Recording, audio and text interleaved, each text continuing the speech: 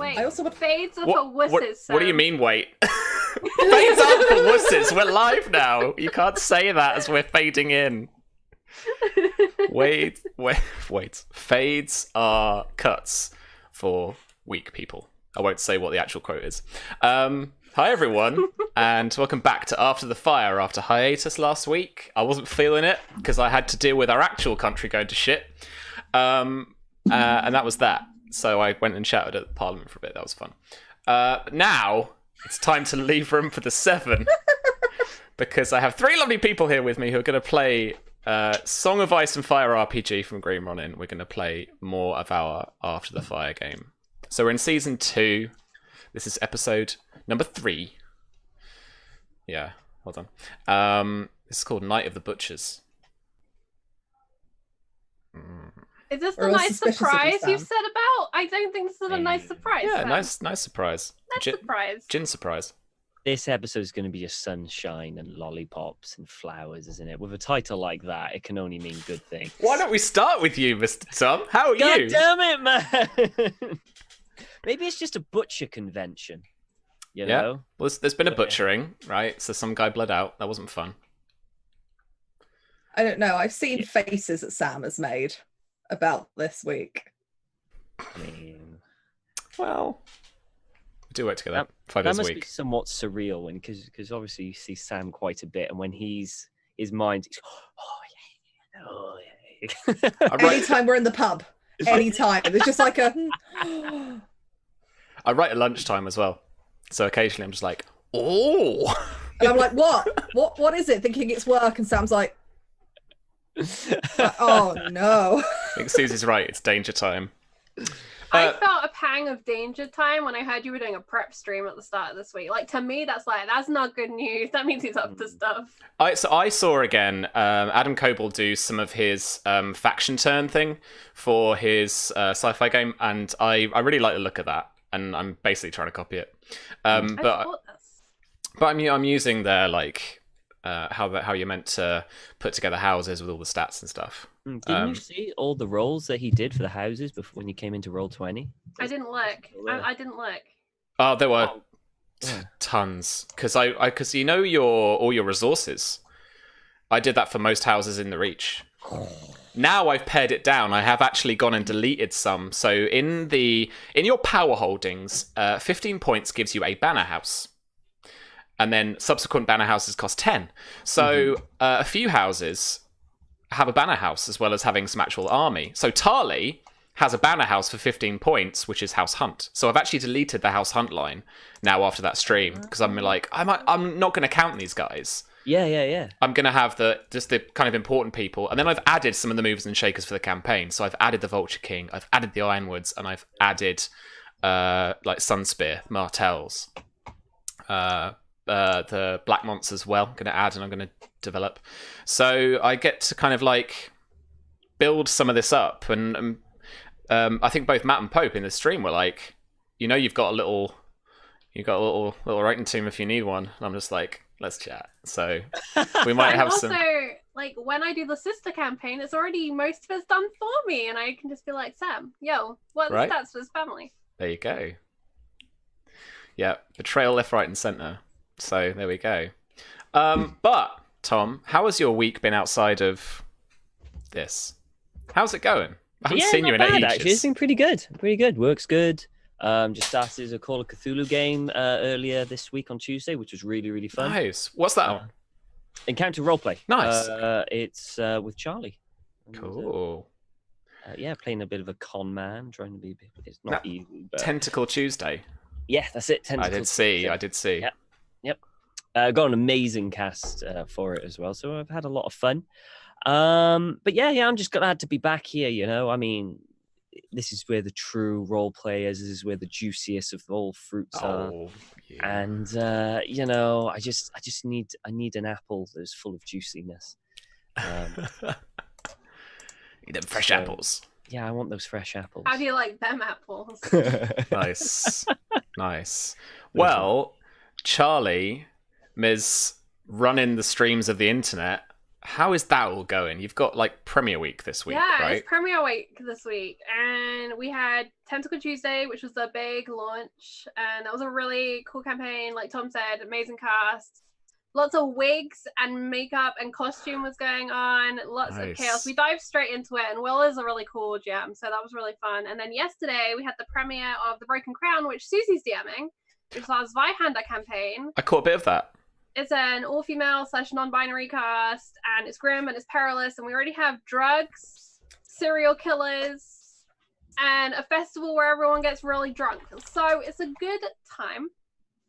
And then today we've got the premiere over there of Unhallowed Metropolis, which I love that system. It's like a Victorian, steampunky, gothic-y system. I'm kind of sad I'm not there, but also I'm really happy that I am here, that I am back with my family, so that we can... I haven't got the Greenmont ring! Oh. You better get that on before we start playing. Like, my hand feels weird. No way! How odd is that? Got it. I never would have, like... I don't think, as a kind of role-player or actor, I ever would have picked up on that. That's amazing. That you feel... Your hand feels different. Something's wrong. That's amazing. We're ready to go. Maybe one day Matsu will get a new ring and have a new husband. Well. But we'll see. Wow. But yeah, coming up tomorrow though, we got another premiere. If you don't mind me doing one more tiny plug. Why don't you segue for me? Because it's Judge Dredd, and it's DM'd by our very own Virginia. Virginia Page, how are you? I'm good. I'm happy to get back to this. It's been like 3 weeks. I'm still trying to remember what's going on. But it's all good. But yeah, tomorrow night at Charlie can insert time here. 9 p.m. UK, 4 p.m. No, 5. No, that's wrong. 5 p.m. Eastern, 10 p.m. UK, because we're in the later slot on a Friday. Yeah. Sorry, I was muted and I was on looking at Twitch chat. That's okay. But I'm here. Yeah. Flawless. It's fine. I'm gonna be DMing Judge Dredd over on Encounter Roleplay for an awesome cast of people. They are playing failing or disliked or otherwise not so great judges who have been assigned to be the new defense of a mega block, and they've got a few weeks on this new initiative to bring some law and order back to it. We even have a law meter and everything, and if you come along and watch, you can have fun at the beginning playing around with their good hard work and also sending them cool stuff at the end. Nice. I got a Police Academy vibe when you talked about it. Yeah, well, I think we said like Police Academy, but RoboCop. Yeah. I like it.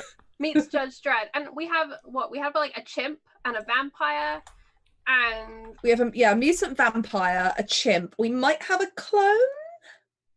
Nice. Maybe perfectly normal things for judges to be. Yeah. Yeah, we'll ignore the fact that chimps technically aren't supposed to be judges, but there's a whole backstory to that, which is fun. Players always want to play the weird stuff, though. The stuff that isn't regular. If you tell them that elves are the largest proportion of the population of this town, they're all like, I want to be a dwarf, I want to be a goblin. And you're like, okay, great. Yeah. This is an all-elf town. They do not let any other race in here. Hi, I'm a tiefling. Yeah, exactly. I'm a tiefling disguised as an elf. I'm a half-elf, tiefling, barbarian Goliath. But yeah, you should come and check that out. Also, I think starting Tuesday 18th of this month, Red Moon Roleplaying will be releasing their Descent into Avernus podcast, which I am on, playing a, funny enough, tiefling rogue. And that's all great and fun, so please also check that out too. And to segue nicely towards me, V and I were playing Star Trek Adventures on the Modiphius channel yesterday, and it was great fun. We had Lloyd, GM Phenom, playing. We're going to wear our LloydCon t-shirts next week. That's a little conspiracy. That was quite fun. But it was a very, very fun game, and with the finale of that is actually next week. So we're going to be playing that around 5 p.m. UK time, so that is 12 midday, or 11 a.m. Central, I guess. To give you an idea of how fun this is, it's TOS era, and we've so far ridden a space manatee. Sam's playing a Vulcan space cowboy who knows about space cows. And last week, we did some weird stuff with space manatees and space cows, and it was awesome. We'd like combined them in a transporter. It was great fun. Yeah. So there we go. That was that. That was that. But yeah, friends, I have been busy with work, as you might expect. I've been deep in the beta chapters of the Spy game, and we're hoping to get those out towards the end of the month, kind of beginning of October time, and they should also be nicely typeset because we're sharing a little InDesign login. Because I accidentally bought InDesign, so now I have to learn how to use it, and Sam might as well benefit from it. Yeah. So yeah, apart from being thick within those chapters, I'm off to a LARP next weekend. That should be fun. And just writing more for this, I guess, as well as all the awesome work we do at work while we're not playing Star Trek Adventures. Herm, I can hear the sarcasm through the internet, man. That was great. Thanks. The Sass is with us tonight. Sam's had a gin. The Sass is with us tonight. Yeah. Hashtag Sassy Sam. If you would like to help these people out, because if you'll notice, just here, I have 2 bonus dice. If you'd like to help these lovely people out, don't type into my script. Instead, type into chat. And that wasn't the command, apparently. Okay, great. I don't know what the command is. Wait, there it is. Thanks, Nightbot. Yeah, please help this cast out for $3 or for 300 bits. You can give a bonus dice. For 500, you can give them a test die, and for 1500, you can give them a destiny point as well. So that's all cool. Except I think you're all riddled with destiny points. You've got like a bajillion. No, I've only got 2. I mean, 2's good. I mean, 3's better. Yeah, that is objectively a fact, I guess. Cool. All right. Well, let's crack on. Let's start off the Night of the Butchers with Marcia. That was James. Thank you, James. For marking Marcia's shocking but inevitable betrayal, I'm going to give her a bonus dice for that. I'm not going to give myself that. That would be mean. So let's fade you in. Here we go. There we are. You get a little bonus dice there, Marcia. Already. We're going to start with you. Aww, thanks. Yeah. Breakfast at Fox Hollow for the last 2 mornings since the death of the bandit captain has been a sour affair. Quiet, awkward noises of shuffling feet, knives and forks, and stilted whispers suck the air out of the Great Hall. Clear divisions lie in seating patterns across the trestle tables. Greenmont on one side, Peake and Tarly's men on the other, with Oakheart Knights keeping much to themselves. But Charlie, how is the dais laid out? As the Lady Dowager of the house, you would be sat in the centre, but who is to your left, to your right, and further down the row?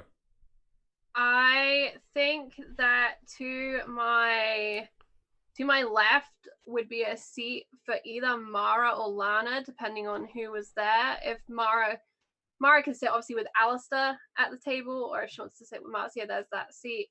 And on the other side would be a seat for Lady Crane for while she is still here. And it's kind of set off the dais so that she doesn't have to step up, being kind of older. Okay.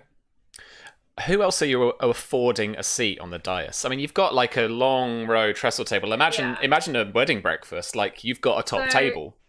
The other people who would be welcomed to kind of sit there, although not probably in pre-assigned seats, Marcia not being so formal, would of course be Sir Babelbrook, who is essentially head of the forces at Greenmont currently, with Lord Ironwood still absent, and Alfred sadly lost.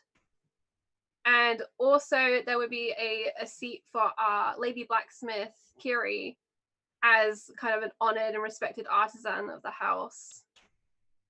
Plus, on any given day, like the head of the house guard could have a seat, those kind of people, but they'd be sat further towards the end, and it's if there's a seat available. Sure. Kind of a situation. Are you keeping it strictly house and household then?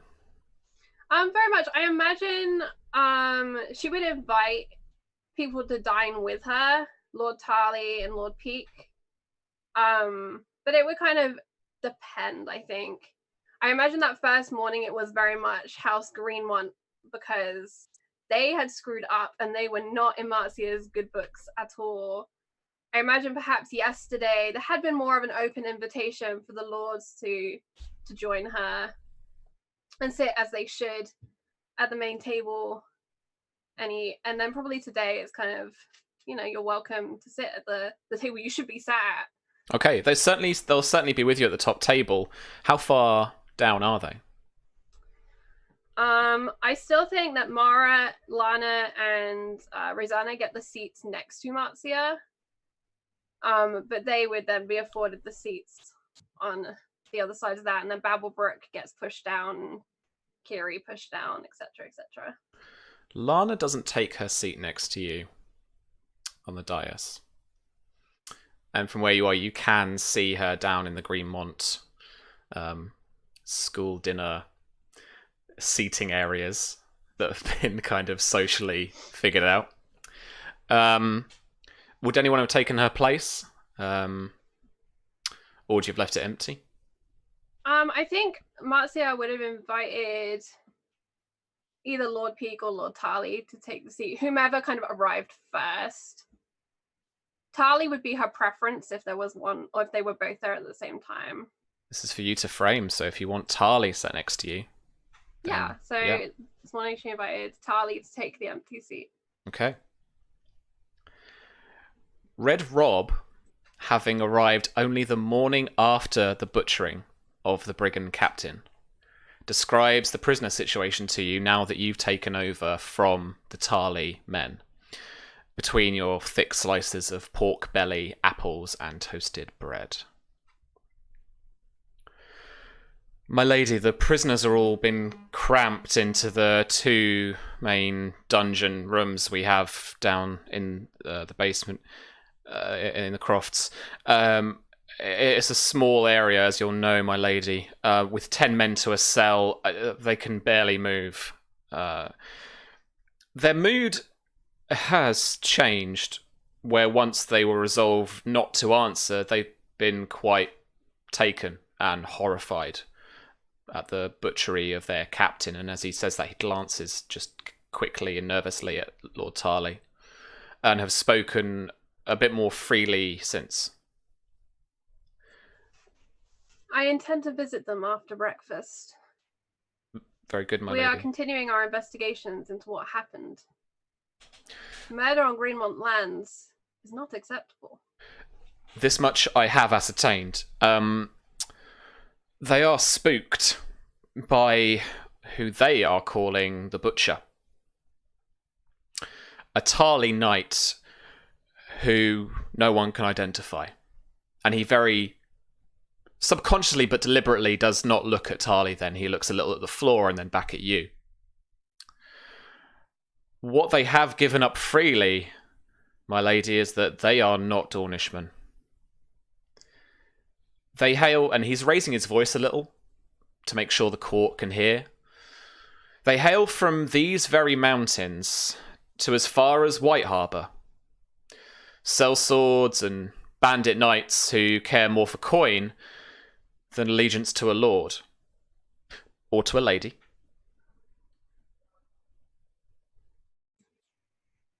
That is very interesting, Rob. And Marcia, I guess, not like a sinister side eye, but kind of half glances towards Tarly to see if he's reacting at all. He's shifting quite nervously in his seat. Having both of them had a bit more confidence yesterday, since things have died down a little bit and the guards and the Hollow Hearts have taken over control, your household guard, and kind of made sure the prisoners are as kept for as best they can, but actually imprisoned properly now. Mm-hmm. But this morning, Tarly's just looking at his food. But you can tell he is listening. They were paid, my lady. Paid to raid and steal from the Reacher holdfasts all along the marches. Both here and in the Stormlands too. By who? they do not know. So they say. It was only the captain that dealt with them. And he's dead now. Well, we may never know the answer to that. What would you like done with them, my lady?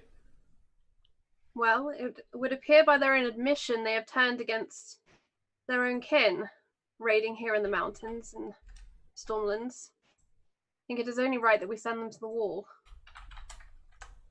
If they wish to be sellswords and cutthroats, they can do so up there. In proper order. Very good, my lady. Very good. They all do speak of a greater threat. That of the Vulture King. High up at the source of the Will River, these men have been set upon by them. I can speak to it too. We saw rough units of soldiers raiding parties, but their arms and armour were tattered and in ill repair.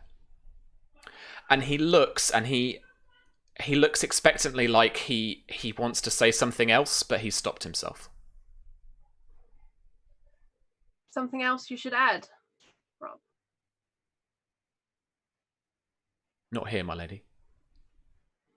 Very well. I will see you before I speak to the prisoners. See that they've had their breakfasts. I believe it is a long march north. It is, my lady. As Rob departs, news and gossip very quickly travels around the Great Hall, and Lord Peake, having not secured a seat on the dais this morning, walks up and presents himself in a shallow bow, and declares that I would see this Vulture King on the field in the mountains. As you'll know, Lady Greenmont, my lands are but a mountain's pass over the Will River. And this Vulture King, this repetition of history, is very ill in my regard. He turns to his men and the Tarly men that are assembled for breakfast, and he shouts a kind of rousing cry for them to join him in the Red Mountains and that they'll pursue the Vulture King. Mara, just remind me, based on what Charlie was saying, where you are again. I'm sat on Marcy's other side, aren't I? From Lord Yeah, you're on my right, if you've taken your seat with me. Would Lord Alistair be next to her? He would be invited to be. Cool. Oh, he definitely is then. You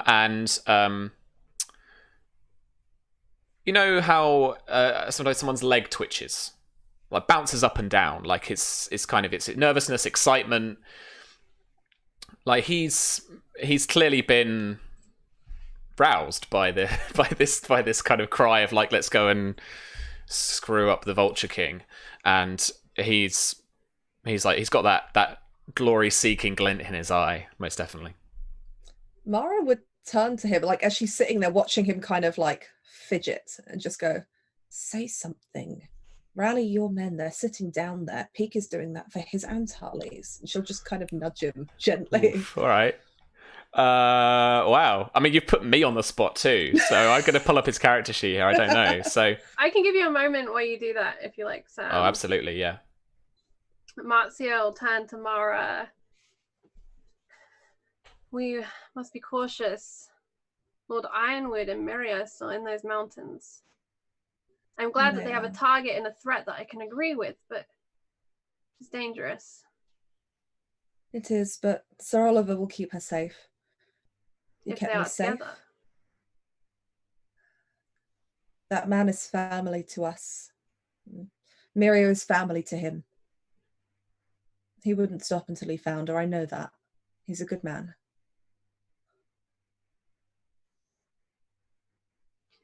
And you are still set on going with them. I am. Very well. But I hope I can perhaps help you here while you're still looking for whoever committed that awful, awful crime. I do hope that if it is one of, she'll say this just loud enough, if it is one of Tarly's knights, that he would do the proper thing and have them brought to justice within this court. It's at that moment that Lord Tarly coughs a little, padding the sides of his lips from his breakfast. Stands, declares that he would lend Lord Peake, his men would follow him into the Red Mountains as he'd pledged before, but also lend him his sword. I've forgotten the name of the damn sword. He's got this Valerian Hearts something. Heartsbane? Maybe? Chat or no? Google. Heartsbane. Oh, I will. Heartsbane. Heartsbane. It's on my character sheet, yeah, and he will lend him Heartsbane as well. There's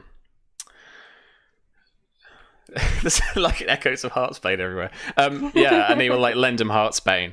Yeah, and at that point, Lord Alistair stands up and declares, "Let's send the vulture to the Seven." This is gonna be Persuasion with no specialty dice because I was going to award it to Command. Let's see what he gets. Can I help in any way with my encouragement? A 12. No, not unless you're going to stand up and say something. No, not in this moment. Okay, he's got a 12. It's all right. He's all right. He doesn't stutter like I do. He says the words. He's kind of like a, yeah, me too. And everyone's like, yeah, we're going to war. It's great. Kind of fun moment. All right, great. So they're resolved to go to that. Is there anything else you'd like to do whilst in court here, whilst at breakfast? So to lay the scene again, to remind people a little bit more about who you have here, Fox Hollow turned into a kind of a little court in itself for a while. So you've got, you're all cooped up with all of these fighting men.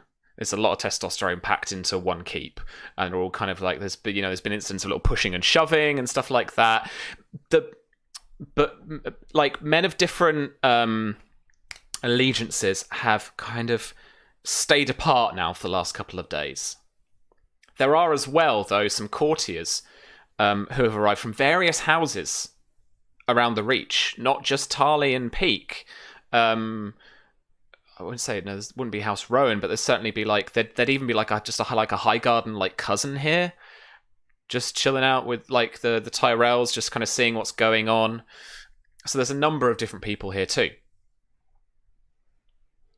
I think Marzia would like to address Lord Tarly, Demi publicly. Sure. And she'd say, "My Lord Tarly, it appears your reputation is somewhat damaged by the events regarding the prisoners." I don't deny it. "My lord, I would seek to resolve more properly the event before you leave for the mountains. Let you all leave properly. Is there any assistance you can provide us with?" Of course. We are under your hospitality. Any assistance we can provide, we will. "Your men were on guard that night. They stood there and they watched. They call the man that slew the captain, the butcher, as you heard, the Tarly butcher." He pulls back at that moment, a little. "I know your reputation for commanding great hosts of men with loyalty and chivalry. And this is not a behavior I would believe come from one of your own. I don't But believe I do so either. trust, if there is such a man, still brave enough to walk on Greenmont's soil, that you will be able to uncover him. And that we can see proper justice. Would you charge me to lead an investigation, my lady, on your behalf? Would you like one of your own household to do it? We will have our own investigation, of course, but I would like you to ask your men. No one knows their own men better than their leader. And she glances towards Peak, just as a small, like, half glance. If it is not one of yours, I trust that you are motivated to find who it is that is besmirching your name.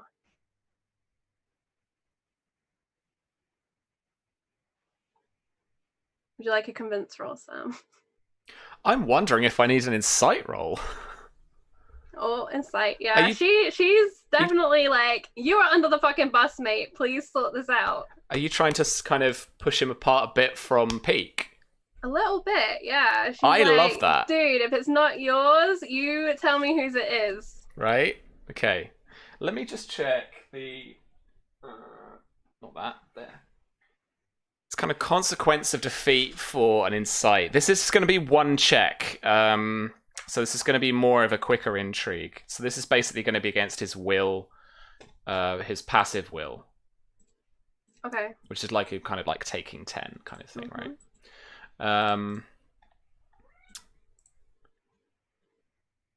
Sure, okay. And let me just check the old intrigue stuff of this, because I do love a little insight. Oh, I just remembered I don't have those rules open. I will need those. So an incited target's attitude to the individual or house that you indicate shifts a number of steps downward equal to your rank in persuasion. So for the quicker intrigue, what I'll say is that it shifts down 1. Okay. For example, if this guy, you might assume he's friendly to, which is like the second highest, to Lord Peak, because seeing as they're allies and they're working together, this would lower it down to amiable. Okay. What did you want me to roll for that, sorry? Persuasion, insight.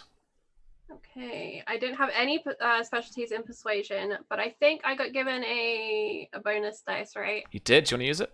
Yes, I'd like to use that for this. Alrighty. So I'll put a bonus dice in for now. Nice. 1. Yeah. Persuasion 1. No penalty dice. And I'm just going to double check my benefits thing. Yes, please do.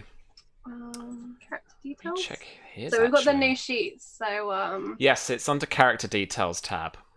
Opposed. No, nothing applies. I have 1 reroll, but I would like to save that for now. Sure. Yes, you're lucky. Yes. And I don't think my fear applies to this either. No. Okay. No, not at all. Yeah. Okay, so you've got 11. He kind of does a little Picard maneuver with his tabard, just tucks it down and nods. I'll take my leave, my lady. Thank you, my lord. He doesn't particularly wait, but he's not quick about it. He's just kind of like, yeah I'm off. See ya. Just kind of Thanks. Slides away. Yeah, thanks. Slides away. Cool. All right. Mara, anything in particular you want to just... Any parting shots before we move on? She probably just, like at the end of breakfast, mentioned to Alistair that she would like to see him later, because she probably knows he's going to be out training. Oh, yeah. And that she has some business with her aunt. Oof. Cool. Alrighty. Well, we will move... go on. Yes, go thing. On. Before they depart, Marzia will invite Mara and Alistair to a dinner before they leave. She'll say it's a family dinner. Of course we accept. Good. Okie dokie. And then we'll move across the narrow sea to Alfred in Tyrosh. And for you, Alfred, camp life has been kind of just as regimented as it was before the incident in the Conclave. But everyone is just that little bit more on edge since Bittersteel killed Lord Arryn. His bloating corpse lies festering inside the warm pavilion tent right in the centre of the slave pits that you've occupied. And questions are being whispered around the troops. What is to be done with this corpse? And what is Bittersteel's plan now that the Archon seems to be pissed off with him? He's killed one of the lords, possibly the major lords of Westeros. And what exactly was Lord Arryn negotiating? All of these things are coalescing, and you're hearing them in between drills, in between duties and chores, and at night just before sleep as well. What is Alfred up to? So as I said, Alfred's probably again keeping an eye out what they're going to do with the body, what Bittersteel's plan is. And I think he's going to try to lean more on Captain Jason, who's in charge of the archers. Yeah. Seeing as he said I was best man and stuff, I'm going to be kind of like trying to get closer to him, because I imagine if anyone's going to know chain of command and stuff, he might know. Yeah. So I'm going to lean more on him to kind of like somewhat befriend him, or at least, like show a bit of respect to him. And of course, try and find a local to help learn Tyroshi. That's what he's been doing as often as he can. He probably doesn't get a bit, but he probably gets some spare time off. Just to, there's a little bit of R&R. Yeah, and just again, socialize with the troops, get to know them. Try to befriend as many people as he can.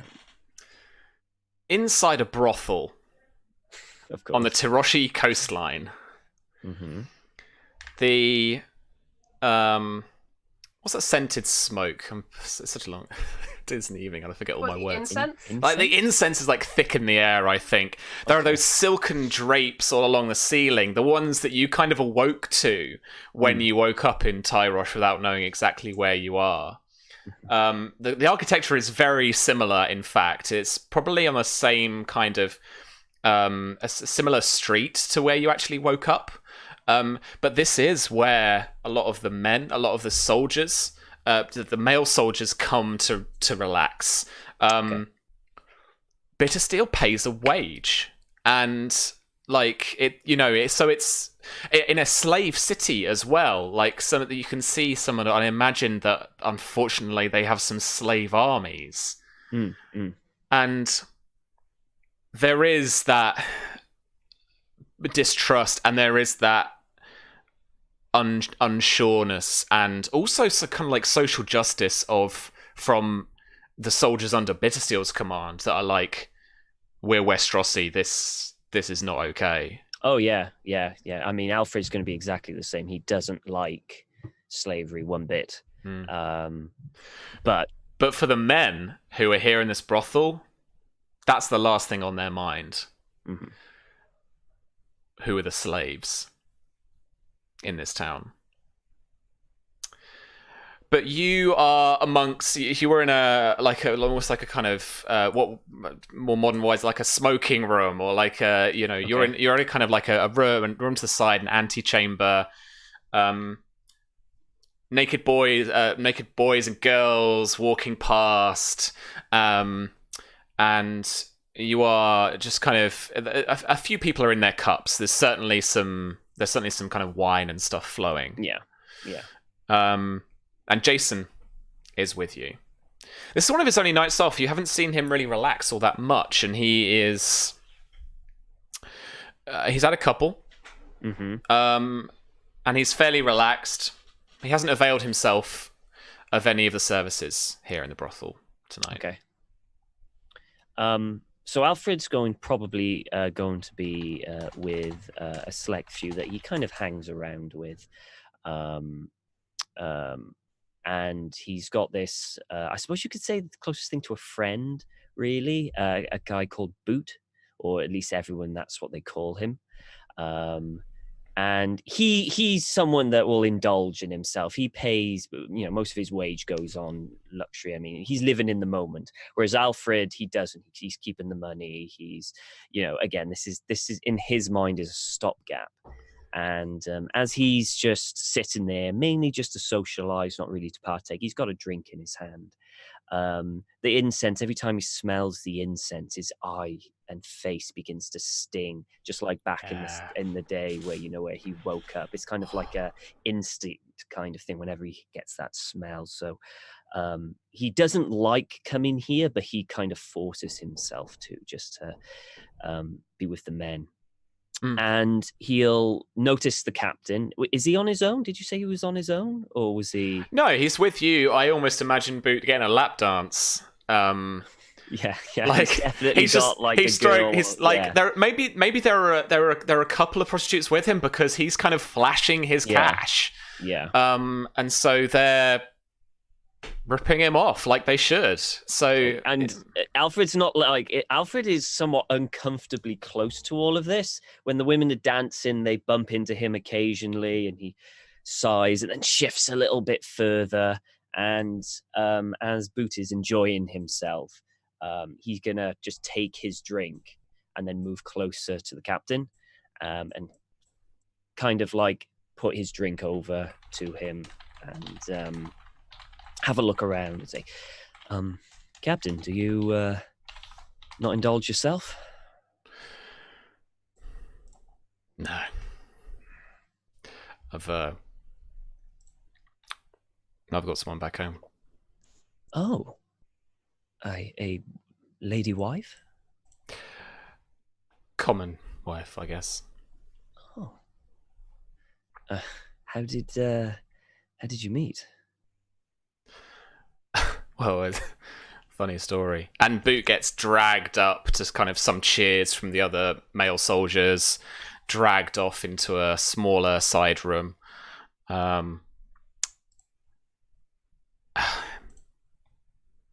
Doesn't matter. Wish I was as carefree as him. Well, I suppose the love of a woman is more than enough for you. Keeps me warm at night. And he gives you that kind of knowing look.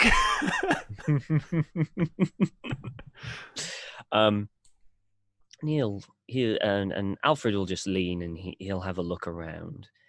So, you have a wife back at home. Where is home, Captain? Riverlands.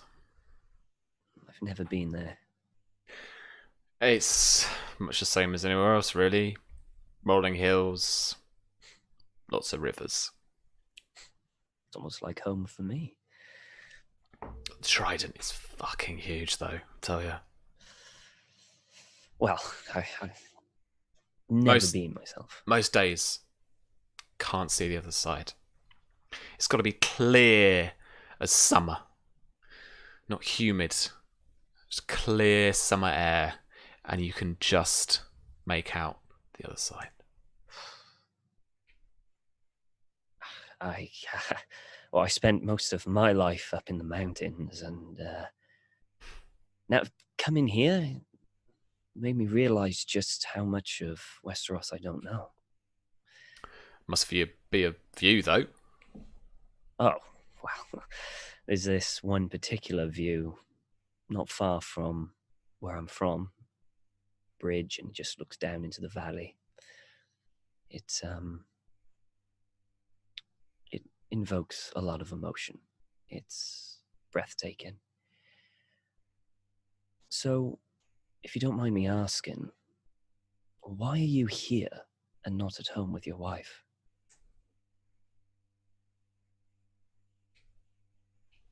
Like dragon. You believe that much? Hey, it's the king who bore the sword. Aegon the Conqueror, reincarnate. He was everything. Wasn't he? You served under him. Well, I served under my lord, who served under him. No. Not with the Blackfyres. You served the Blackfyres. And you did then? I mean, I admit, I only met him once, but I thought I was just another face, but just looking at him, just being that close, you could sense that he was something of legend. Yeah. And born from the age of heroes. And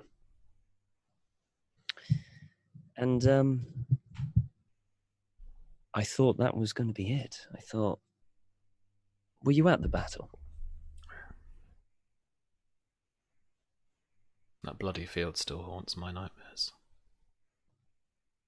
I know the feeling. And he kind of like raises his glass to him, to the fallen, and takes a drink. So, do you get that same feeling from Lord Bittersteel? No.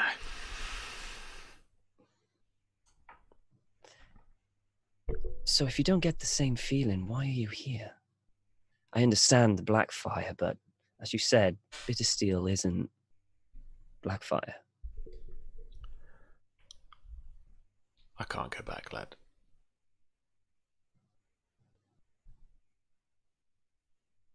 I did some things. We all did some things. But you're as green as grass. As young as the summer.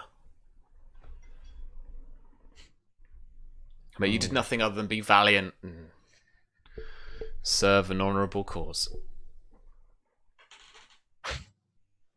He'll take another sip. Yeah, valiant and honourable. And he taps his eye. This is what valiant and honourable got me. And he somehow got him at last, just... And you'll, again, take a drink. This isn't a larger gin, by the way, it's water. Just so you know. Right, I want you to roll me a persuasion charm check, please.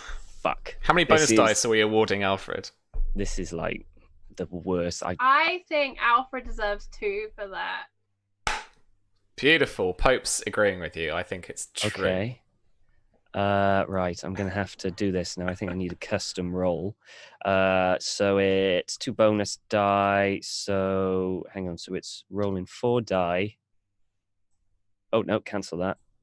On the, yeah, so on your custom roll, click it. Yeah. So dice will be whatever your persuasion rank is. Okay, so that's 2. It's not very good. And then bonus bonus dice. die 2. And then forget the penalty dice. I don't think you've got any. Okay. And then it should do it for you. Modifier. Yeah. I rolled a 4. Did that Did roll you? right? 4d6, drop lowest 2. Did that roll right? Rolling 4d6, drop lowest 2, plus 0. Yeah. Sorry, buddy. You got it's all right. 2 2s or a 3 and a 1 or something. Yeah. Not fab. All right. So Jason gets a little bit lost in this kind of conversation. It didn't roll, Sam, because if you hover over it, it doesn't give you what was rolled. I'll do it the other way. Yeah, okay. I'll roll 4d6, I'll give you that. keep 2, yeah? Yeah, keep 2. There we go. Oh, wow. That's better. That's a bit better, isn't it? Yeah, all right.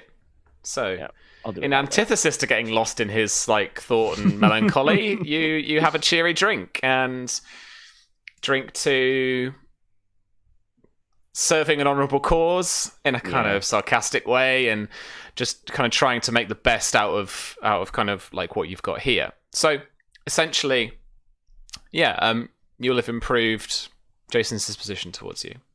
Brilliant. Yeah. anything else you want to do with Jason? We talked about finding somebody who can help you with the language. Yeah, that's what the next thing he's going to do after the conversation of reminiscing, talking, trying to, like get to know each other a bit more. Sure. He's going to he's going to stop drinking when he's realized he's getting a bit tipsy. He's going to stop drinking. Sure. And go to Jason. So, Captain, I'm assuming we're going to be in Tyrosh for quite some time. I'd love to know the local language. I don't suppose you know anyone that could help me out. It's just a little, when I'm going down the market, occasionally walking the streets, they're just talking. It's going way over my head. Yeah, I know the feeling. There is some guy, I think. He's not too sure. Mm-hmm. I would like you to roll me a knowledge streetwise check. Okay. So base difficulty is only going to be 3, and then we'll see your degrees of success. All right. See if you can get some extra info. Okay. So only got knowledge 2. Oh my god, 9. A 6 and a 3. That's all right, isn't it? Yeah, that's not bad. Cool. So with 2 degrees of success, which is pretty sweet, I'm going to give you this. Okay. Of all the soldiers that pledged their allegiance to Bitter Steel, some of them are sellswords who sought to work for the Archon of Tyrosh. Mm-hmm. Characters who couldn't get employment with him found a place with Aegon Rivers and his company. Of those dozen or so brightly haired fencers, swordsmen, spearmen, and scouts, only a couple speak both Westerosi common tongue and the bastardized Valyrian of Tyrosh. So what I found out, maybe this is quite why I didn't quite prep enough for last week, is that canonically speaking, a lot of the free cities speak bastardized dialects of High Valyrian, which is what people in court in Westeros speak. Oh, okay. So I've been modifying the language rules a little bit. So that basically, I'm not going to bore you too much with it, but it's like, how some weapons have training? Yes. So some different languages are going to have a training value. So it means that if you have a certain level in High Valyrian, you just reduce that, and if you can still speak it, then you can still understand different dialects. Mm-hmm. So Tyroshi is going to be a dialect of this bastardized Valyrian tongue from Valyrian Freehold. With your second degree of success, you find out exactly who this is, and this is Galirio Bahar, who is a Tyroshi merchant. He is a fairly worldly man with some facial piercings and the brightly coloured hair and goatee of Tyrosh. Chat, tell me some brightly coloured dyes that you want to see on his beard and his hair, and then we'll do that. Right. But yeah, so this is Galirio Bahar, and he is I hadn't added his weapons yet. Okay, but he struts about in kind of soft leather, and he's good with kind of short blades and some fencing and stuff. Huh. So there's a mix of bright blues. There's some purple in the beard. Yeah, I think kind of pinks and he's gonna blues. stand out. Yeah, I mean that's the kind of the Tyroshi crowd kind of do in the camp. Yeah, but they tend to keep themselves to themselves. But this guy, you kind of once you put a name to a face, you're like, oh, that guy, because he's quite gregarious and he's quite a joker and he's quite worldly. He talks to everybody. Okay. So he's down one day, polishing his boots, just kind of chilling out, ready for CMYK. He's kind of polishing his boots, chilling out, ready for drill.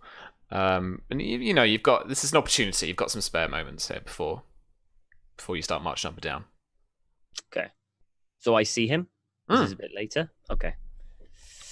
So I'm going to go up and approach him, and he's gonna Galario.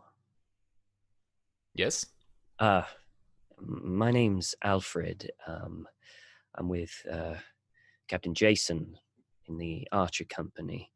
I heard that you could speak Westerosi and Tyroshi. Is that true? I very much can, my dear fellow. I was wondering that if perchance that you would give some lessons on Tyroshi. You know, being in a foreign land, not able to communicate with the locals is a bit, well, it's troublesome. Would it surprise you to hear that you are the first person to ask me that? Really? You Westerosi keep to yourselves. Well, okay. Well, I'm not like every Westerosi, I guess. I just figured it would make things easier. I agree. So, would you be willing to teach me? Let's get you to make a persuasion test. All the good specialties that I have. Yeah. This is where I've avoided conversations for so long. It is now coming. All right, here we go. I'm going to let you what we call a 2d20 succeed at a cost. So if you wanted to, basically, it would just be like, help me out here, mate. Or it might be, I'll pay you and you can teach me as a service. Okay. So let's see. Here we go. 5 with a 1 in there. Oof. Yeah, he's going to need a little bit of his palm greased, you know. I don't even know what wage I get. Do you have 2 groats? Apparently that's all you need. 2 groats, yeah. A 2 groat groats, get out of here. Get out of here. I don't actually know how much I get paid. All right, let's bore these lovely people listening to us with some of our economic house rules. What money do I have? I had 35 silver stags on me before I got twatted. Do I still have? No. If only. No. If only. I will give you a couple weeks' wages. Okay. I just need to find the wages. Okay. Big thank you, a big shout out that he'll probably never hear to my old friend Peter, who wrote these house rules. Because I think combined with some of the Greenmont forum guys, they put together like a proper kind of a bit more based in reality economy pricing and stuff like that, because there is a big disparity between what noble stuff costs and what the common muck costs. But in amongst that, there are the costs for wages. You are an archer and you receive a daily wage of 8 copper pieces. Ooh. Times that by 5 working days. I've only been here for 5 days. Oh God, it feels so much longer. Multiply that by 2. I said I'll give you 2 weeks' wages. Oh yeah. So what? 80 copper? 40 copper. No, Sorry. You're right. No, you're right. Times it by 2. Yeah. 10 days. 80 copper pieces, which is. Let me consult the book. What's that? 40 groats. 40. Is it really 40 groats? 40 groats. I'll take anything less than 40 groats. All right. So basically, he would agree. What he is infantry. Yeah. All right. Make me a knowledge check, but with bargain as the specialty dice. That's just a knowledge check for me. Yeah. Okay. Difficulty 6. Try it out. Come on. 7. Woo. Okay. He earns less than you. He earns 6 copper pieces a day. Okay. You've heard this around. Okay. So he agrees if you paid him 2 of your 2 whatever you the colloquial would be to call them copper pieces, like 2 copper. Every day I will teach you Tyroshi. 2 copper a day. But I must teach you every day, because then it will sink in. Deal. He spits on his hand and extends it. You'll just shake it. You must spit. Then it's a real agreement. Okay. Awesome. All right. Cool. Yeah. Well, I'll come find you after the daily drills, and okay. Well, I'll come find. Where did you just meet here every day? Wherever you wish. Yeah, we'll do it in private. Thank you. Okay. And he'll head back to the camp. All right. Archer encampment. So you can take your 80 copper pieces and you can reduce it to 78 for me. Will do. And we'll work out. So we've got to remember now you're on a 6 copper wage, basically. Yep. Effectively for the days. All right.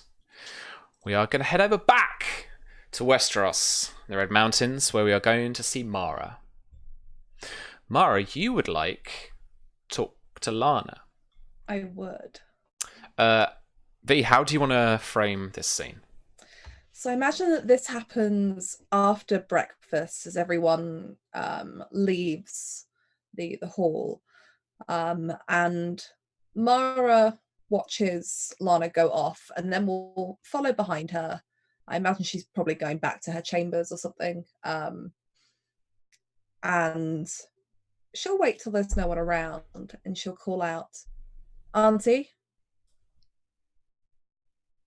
There is no answer. She'll just, like, slightly more determined, follow her until she catches up with Lana outside of her quarters. Oh, do I have her written down? No. Right. I would like you to roll an awareness notice check for me, please.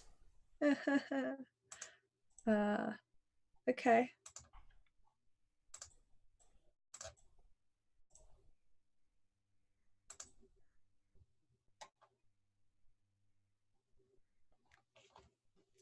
Do you know what I think this custom roll does? Is it just tells you the number of dice you wanted to roll? Yeah, it doesn't work, does it? Cool. All right. 13. 13. 5, 6, and a 2. This is not gonna work. Boop.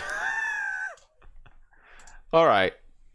You managed to catch up with Lana fairly easily. She is trying to get out of the hall. She's taking a couple of twists and turns that you know in your heart from playing here as a child to dodging and kind of slyly courting some attractive guards in your time to, like, you know these halls and you're not going to be misled. And you eventually just catch up to her, like you are within arm's reach of her now as she's still kind of ignoring you. No one around. Put my hand on her shoulder and not harshly, but gently kind of tug on her and say, "You can't keep running from me, you know. You've barely spoken to me or Marzia." Her shoulders slump. And she turns. What do you want? "I want to know why you continue to act like this when she needs your support more than anything."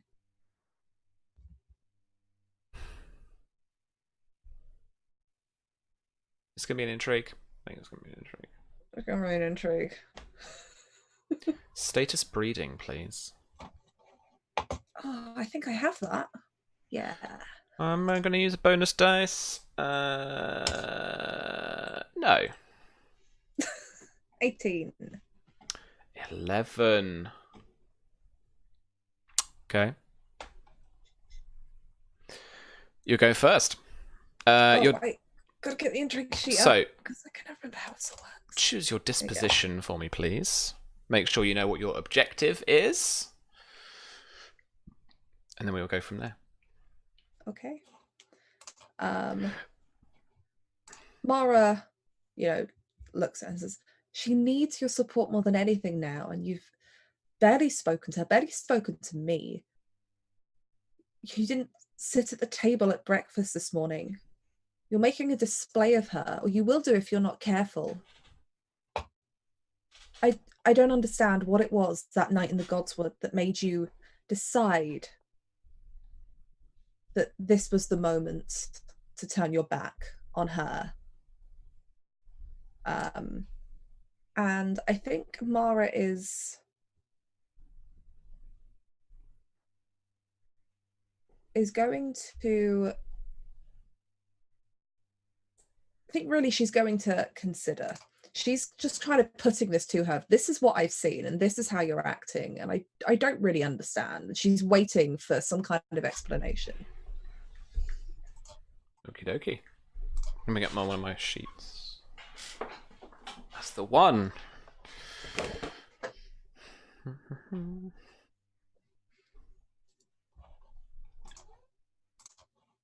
Oh, this is going to go well.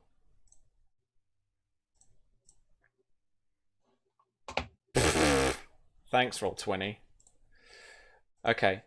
You can see she's getting a bit flustered and frustrated, but she doesn't say anything. Okay. Are you really just going to stand here in silence? Your own niece. I don't know if you were frightened by what Marcia did or upset about it, but this house needed to make sure it had an heir. She prayed to the old gods. My father would have understood that. Why can't you? What's this action? I guess this is trying to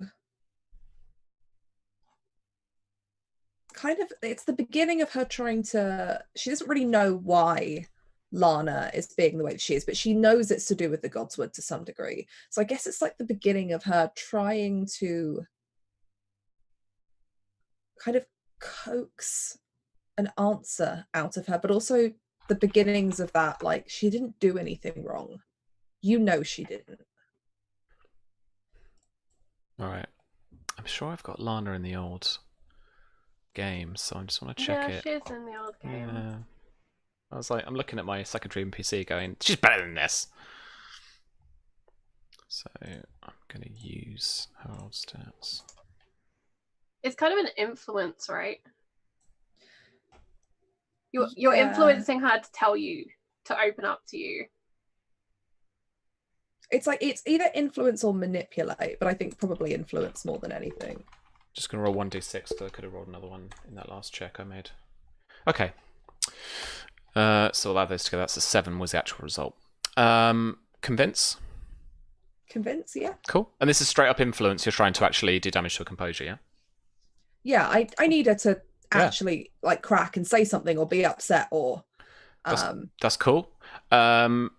You've got 2 bonus dice from your consider. Oh, I do.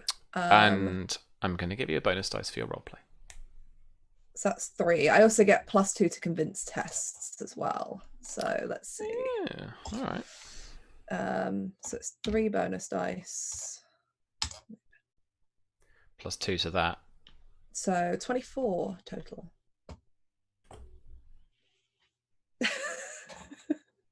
I'm glad you could do the math, Sam, because I can't.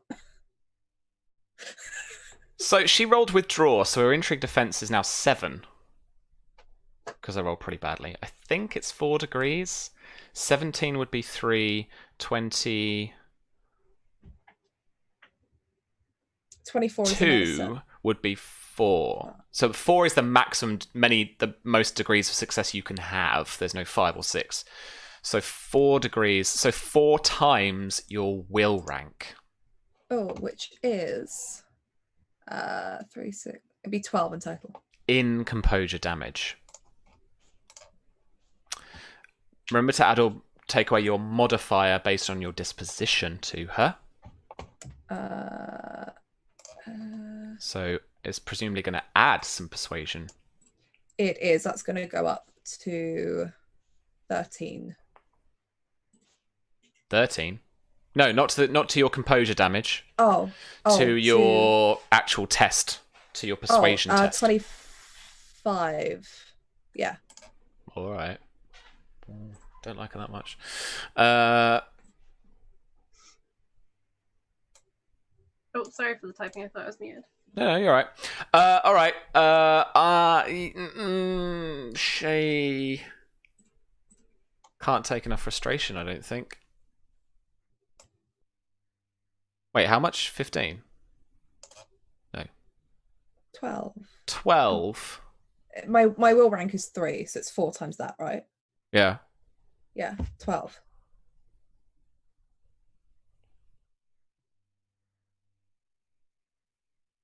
I'm just imagining the graph meme now. Yeah. Shit, someone gift that. Susie, okay. You're in chat. You know what to do. She is going to take a point of frustration. You can see her getting frustrated, and she's getting annoyed and angry, and she's just about holding her composure. And then she launched into a bit of a tirade about how, like, choosing that moment to... And Lana has always been the person kind of not to stand on ceremony. She just speaks her mind. So she very clearly speaks her mind. It's like you saying that then is the moment that I should turn my back on her. Of course it's the moment I should turn my back on her. She did fucking blood magic. Like, she called on ancient spirits that she can't control, that she doesn't know what she's doing with, that no one does. The old gods don't answer to anybody. And like she's got like demon baby like ideas, Lana. And she's just kind of launching into this like tirade of like these children are not natural. Like, this is witchcraft. This is going to bring a curse upon this house. And she is going to try to influence you. This is going to be...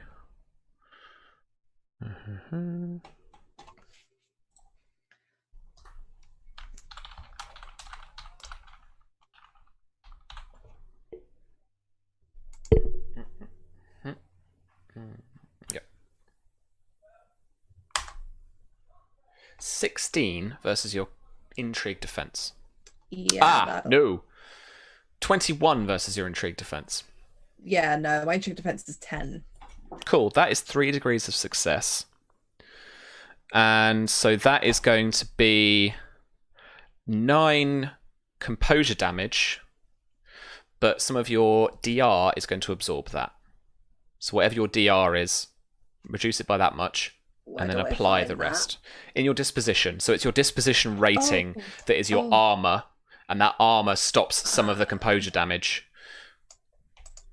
That leaves me with 6 composure damage in total. Cool. I'm guessing that's not your entire composure. No. Okay, so knock the 6 off whatever you've got. Yeah. And if you've still got hit points, you're still in the game. I've still got hit points. Cool. Still got composure. Sweet. All right. So to you. She's just like, ah! Okay. Mara will turn around to look at this. Look, I know. Yes.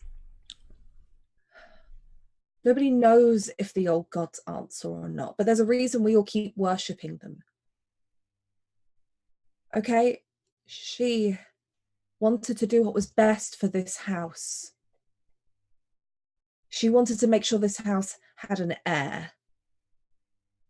And I understand that it's frightening. But I also know that she did what she had to do. She did what she thought was right. And if the old gods have answered, the old gods have answered. And if they have consequences, then so be it. But everything has consequences. Not doing this had consequences. Do you know how many of the lords in that room would have fought to claim this land? Greenmont land? My father's land. Your family's land. You're really going to turn your back on her now. When she needs you the most. When there are threats everywhere. There are threats in the mountains. There are threats against these children. Because they are going to one day be able to claim this house and these lands. Do you have no care for this house outside of what you believe is right and wrong? Not what is right for the house. Sometimes we all have to. You should know this better than anyone. You're a woman as much as I am. Sometimes we have to put aside our morals and what we think is right to do what is right for everybody here. It's not just the Greenmont family. It's the people that live on our lands, the people that farm here, the blacksmiths that work here. They would have lost everything too had someone else come along. Half of these lords would have raised the taxes double.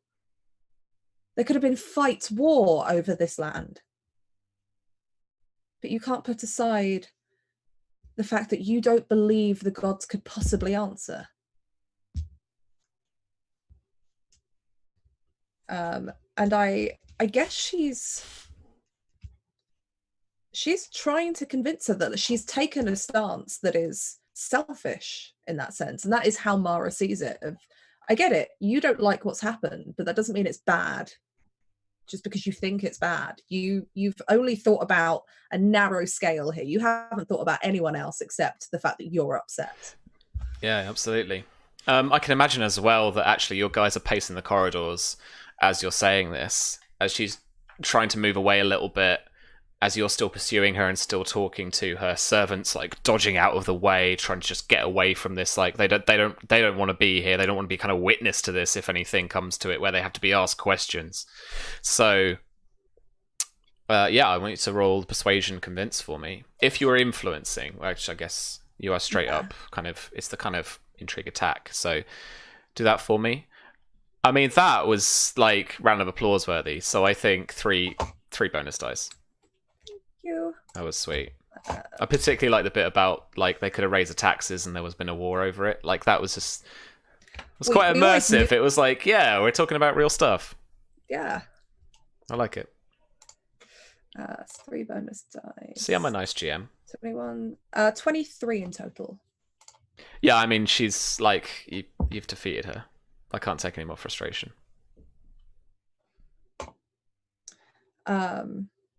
Is this that I get to decide kind of the outcome of the defeat, right? Pretty much. But so the consequence of defeat for Convince would be that the target agrees to lend assistance or agree with your position, though those who are your enemies may use an opportunity to betray you. So she's obviously not your enemy. So she is gonna be convinced that actually, you know, perhaps she was too harsh. Perhaps she was she understands that Marcia is just trying to do what's best for the house.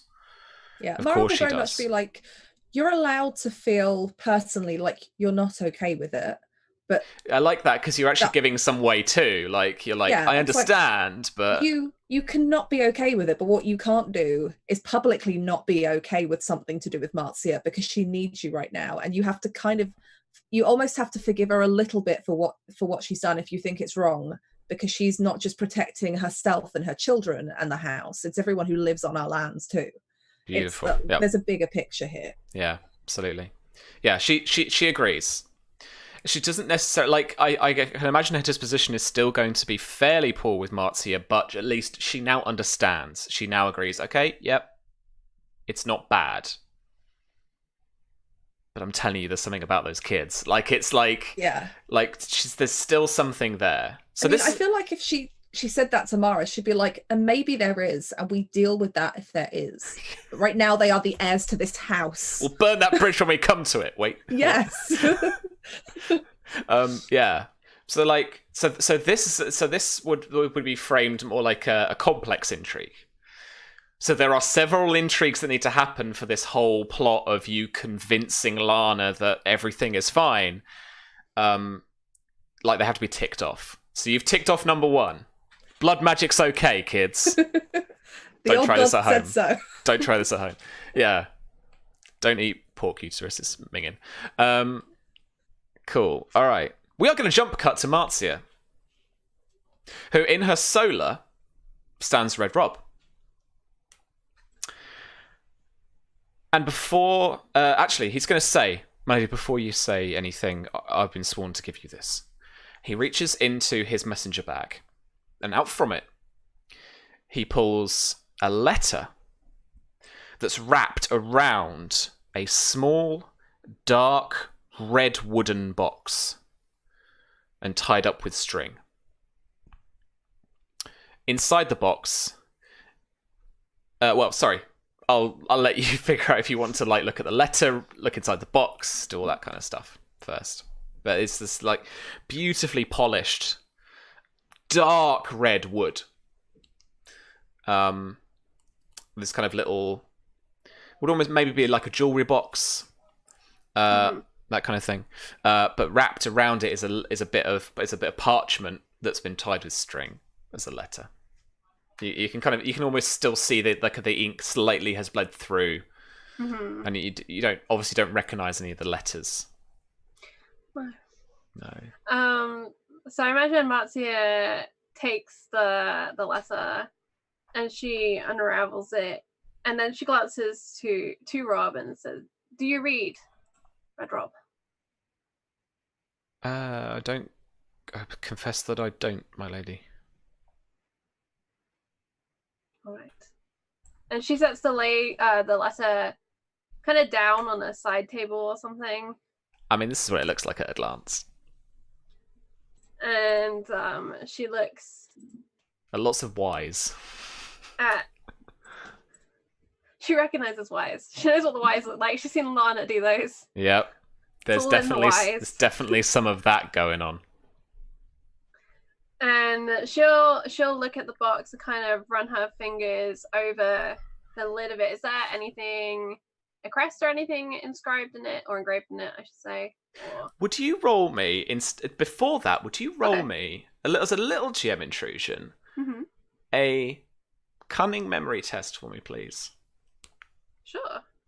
I have a bonus dice of memory that I have no idea why I chose, but... Well, so difficulty is going to be 15, and you've just been awarded a destiny point. Okay. So you could spend it for another bonus dice. No, thank you. Okay. I'd like to keep that one. All right. All right. 1 bonus dice, 3 points in cunning. 15 is what we're looking for. 15. Bag on the money. This handwriting looks like Miria's.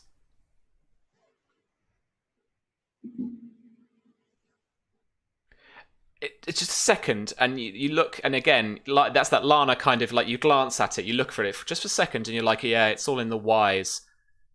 Someone did Y's like this. I imagine they put like a little loop in the tail or something. Yeah, like it's just a little bit different. Yeah, if Susie wants to like posit something in chat, then we'll certainly take it. But like, yeah, like there's something in the Y's. This isn't like a Lana Y. Who could it be? This isn't a Mara Y. This isn't like, and like you're even doubting yourself. But this is like this is a Miria Y. At which point I'd like to retcon, she doesn't put the letter down. She keeps looking at it as if it's going to magically decipher for her. Yeah. And then she's looking at the box, and she's trying to like open the box without like losing sight of the letter, hoping it will manifest. Oh my god. Okay. That's right. Your drawback, your clumsy drawback, is coming into effect here. Okay. You want an agility roll? No. Just going to make it happen. I drop it. Just going to make it happen. Okay. You you managed to open the little box. There's a little latch on it. You just do it with one finger. Out tumbles oh god, where is it? Hang on. Out tumbles a small dark vial, a clay vial that smashes on the floor. And there's a transparent liquid on the floor. And it smells a little bit of like kind of the thickness of kind of garlic kind of gets into the nostrils. But it has that slight like burning in the nostrils. You know when you get like when bleach reacts to something, it's like it negates and it gives you that horrible ammonia or ammoniac almost kind of scent. It's like, oh fucking hell. Red Rob takes a step back and he's like, who gave you this? Sir Oliver did. And she's gonna like very hesitantly, she's not gonna like stoop down to sniff it or anything, but just point her head in that direction, take a tiny additional sniff. And I'm wondering with her medical knowledge if she recognizes it as a medical thing. Right, I'm gonna need thinking it's gonna be some sort of, I don't know, like some sort of first aid thing. Yeah, I'm gonna need you to roll a a diagnosis test. Okay. I can do these. It's a medicine diagnosis. Healing with 1 bonus dice. No. 13. You take a moment and you think back to some of your medical training. And I think it's because of the situation and because this vial that you don't know is in this letter, is in this package, and part of you, kind of an anxious part of you thinks, this could be the kind of assassination they've been talking about, this, that, and the other, and there's just a thing in the back of your brain that goes, basilisk venom.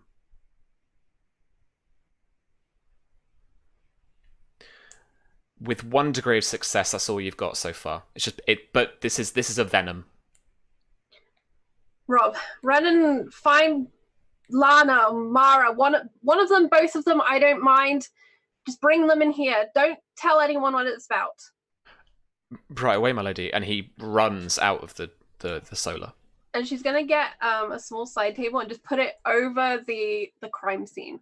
Just like mark it down. Like a little tent. Health and safety. Yes.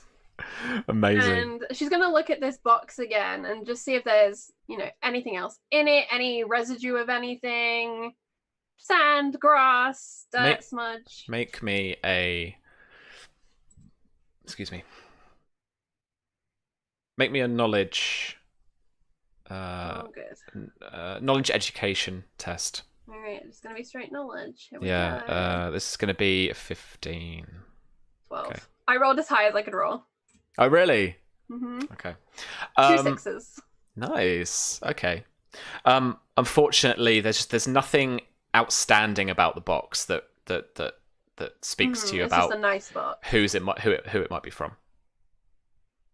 And then she'll scramble for the letter and stare at it and just stare at it really hard. And I imagine she looks at the letters she recognizes, and she recognizes 5 very specific letters which spell Lucas, because she knows those. She engraved those. She doesn't know how they combine, but she's looking for L's and O's and C's. Is there Lucas in here?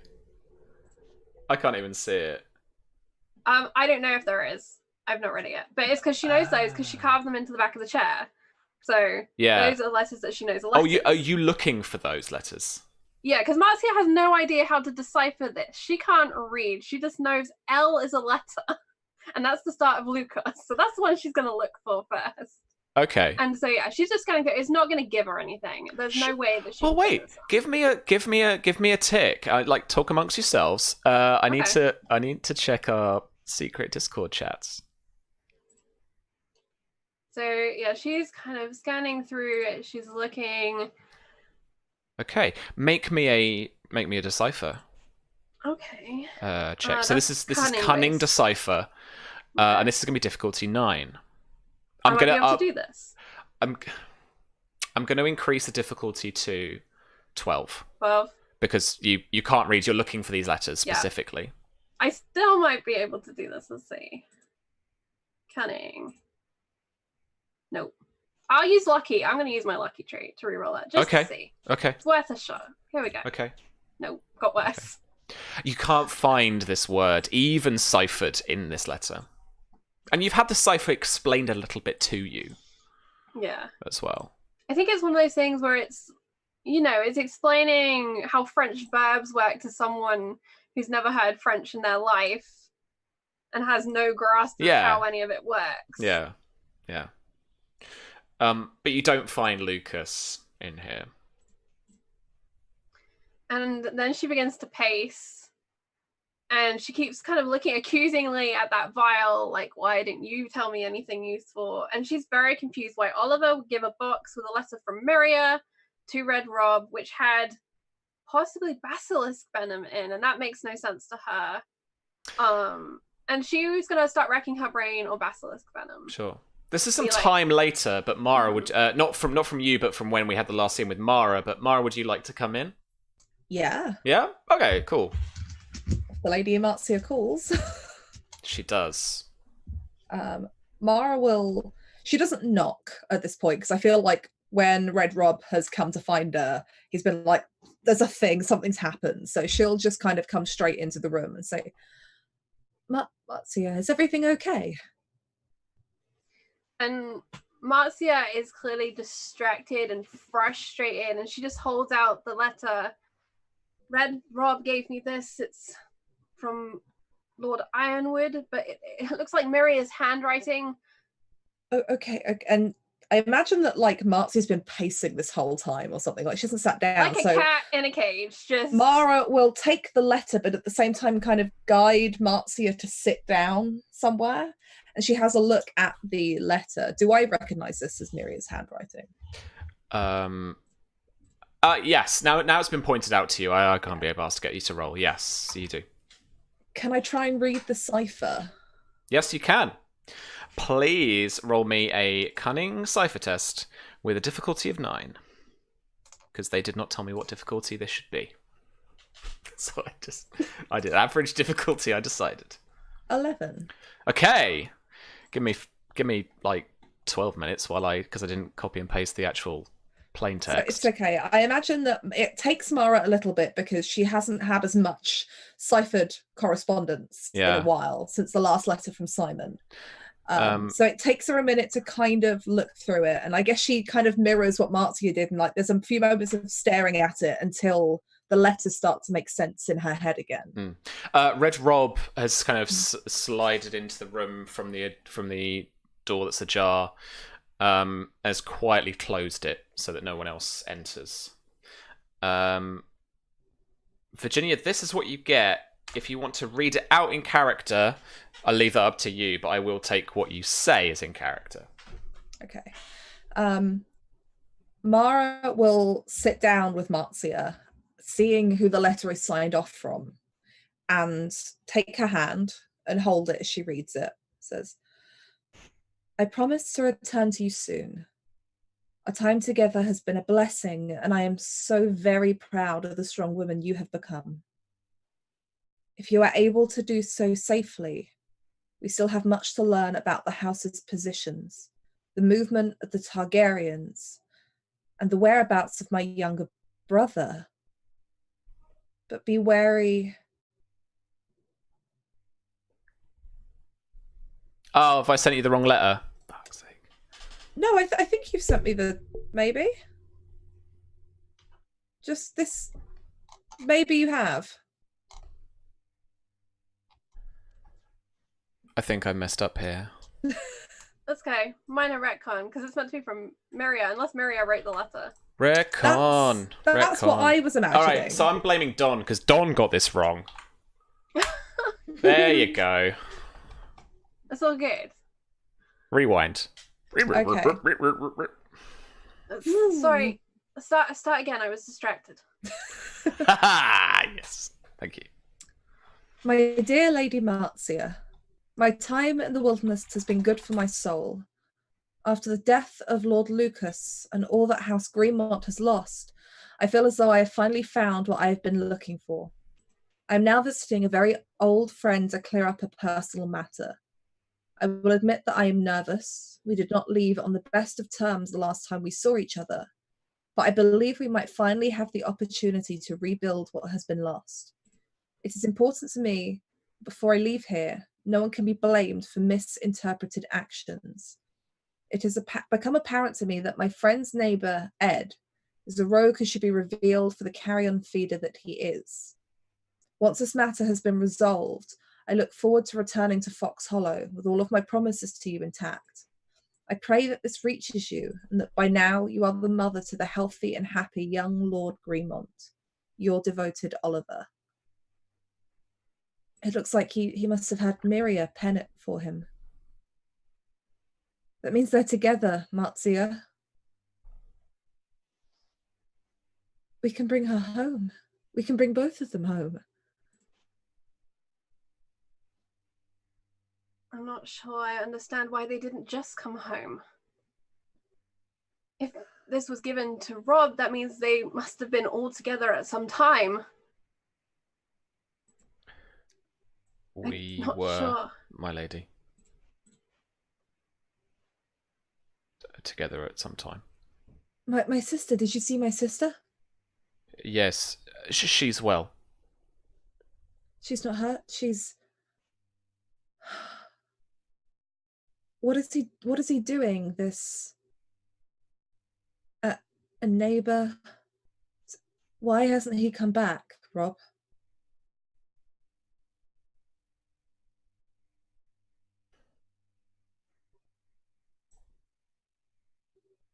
They've gone to Dawn, my lady. He wouldn't say where. He took my sister to Dawn.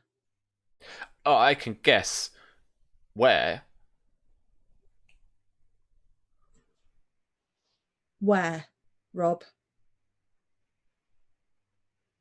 Ironwood is not far from where we found the Vulture King. It's not far from Vulture's Roost. It's just as far from here to there as it is from there to Ironwood. I imagine he's gone there.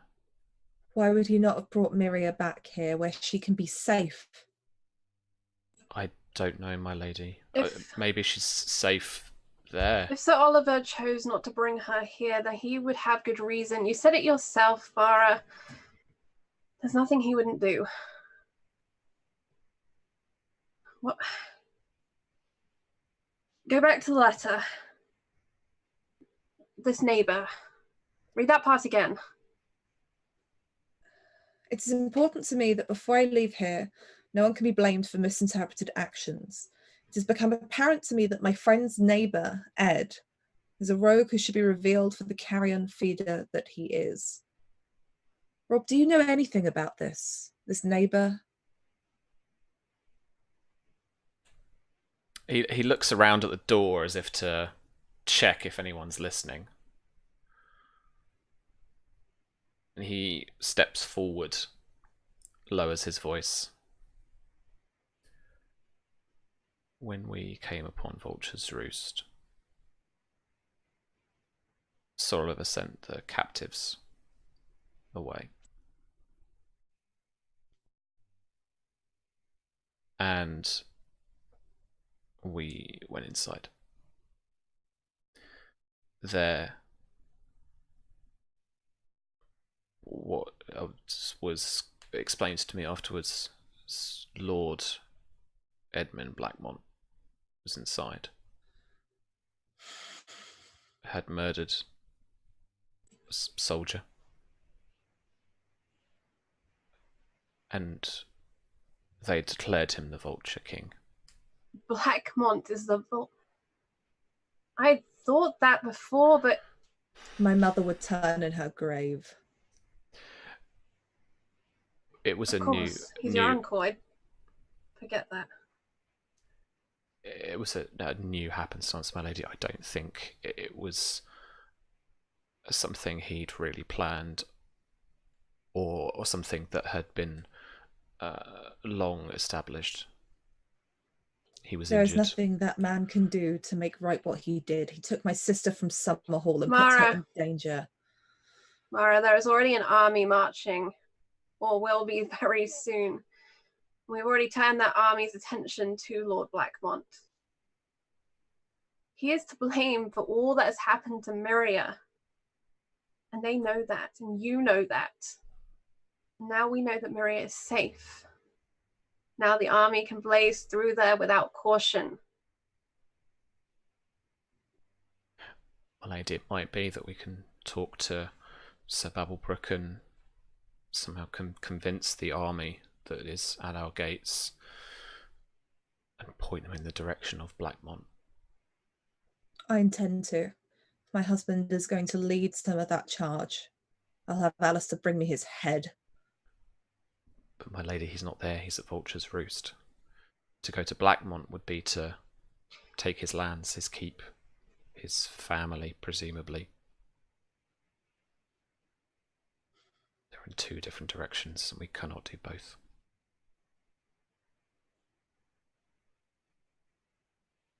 Mara, what do you know of Blackmont Keep? Have you been there?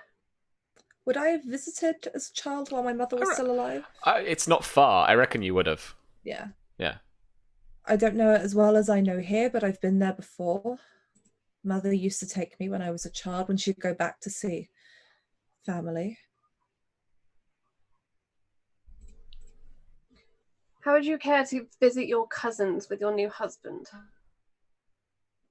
Let Peake and Tarly go to the roost. That's all they want to do anyway. Let them rage their war with Dawn. Visit your cousins. But isn't Blackmont at the roost? Blackmont is one vulture. I have no quarrel with his wife or the rest of his house. I'm Just not him. suggesting you do anything to them. Just go, and should he arrive, then we'll know where he is.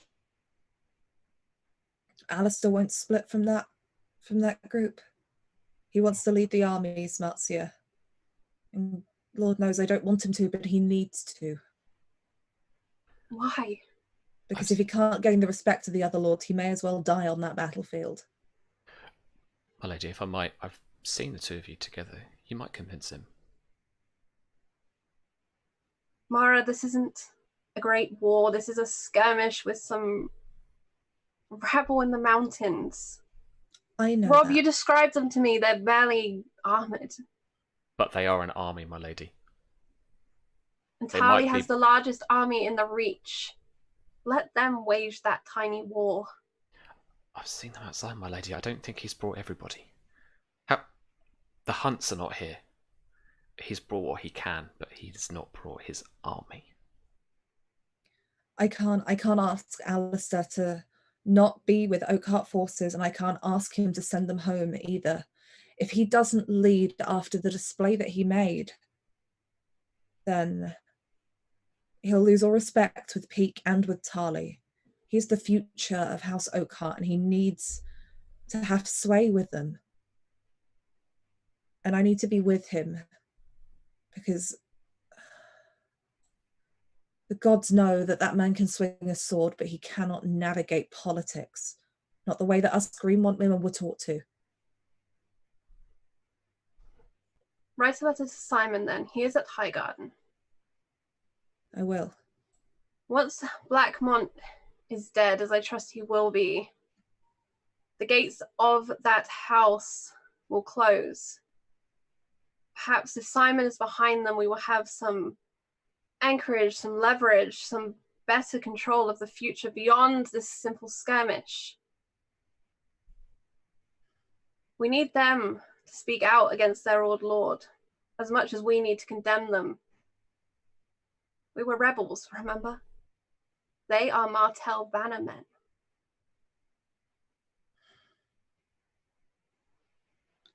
I'll write to Simon. I'll ask him to go pay a visit. The letter he sent before impressed upon me that he is a man of great words, and hopefully he can prove himself an ally of Greenmont as he promised to be. I hope. I just don't know if he'd like to hear from me, that's all. You're his sister. And you send to good him- news. And to him, I abandoned House Greenmont, Marcia. That's a story for another time. Well, here you show that you've returned to us. And Marzia kind of takes your hands and gives you a squeeze. I'd rather you not go to the roost, but I can see you are about as persuadable as a mountain. I am my father's daughter. Yes. Luckily, I have my mother's cunning. And I have a gift for you, but it will wait till dinner. I'll send for Simon. I'll ask him to go to Blackmont, meet with them, visit the cousins. I will accompany Alistair. I need to see him pay for what he nearly did to my sister Marcia. He will pay. No one will. harms House Greenmont, Mara. Is there anything else? Otherwise, I will go and begin that letter. I don't know. I have the prisoners to deal with, and I made quite an impression on Talia earlier. I have a feeling we'll have consequences if I don't manage to follow up myself. Ask Alistair if he will accompany me. Speak with them. Of If he is to be a leader, he should be there. I need to speak with him before dinner anyway. So I'll speak to him then. It shouldn't be a problem, Marzia. He's as loyal to this house as I am. Be cautious with your letter, Mara. Just make it sound like a visit. Like Lady Crane visiting me. Old family visiting family. I can pen the Greenmont cipher well enough. It should be. She looks slightly worried for a moment, as if she's not convinced, but just for a split second. That we are concerned for our family.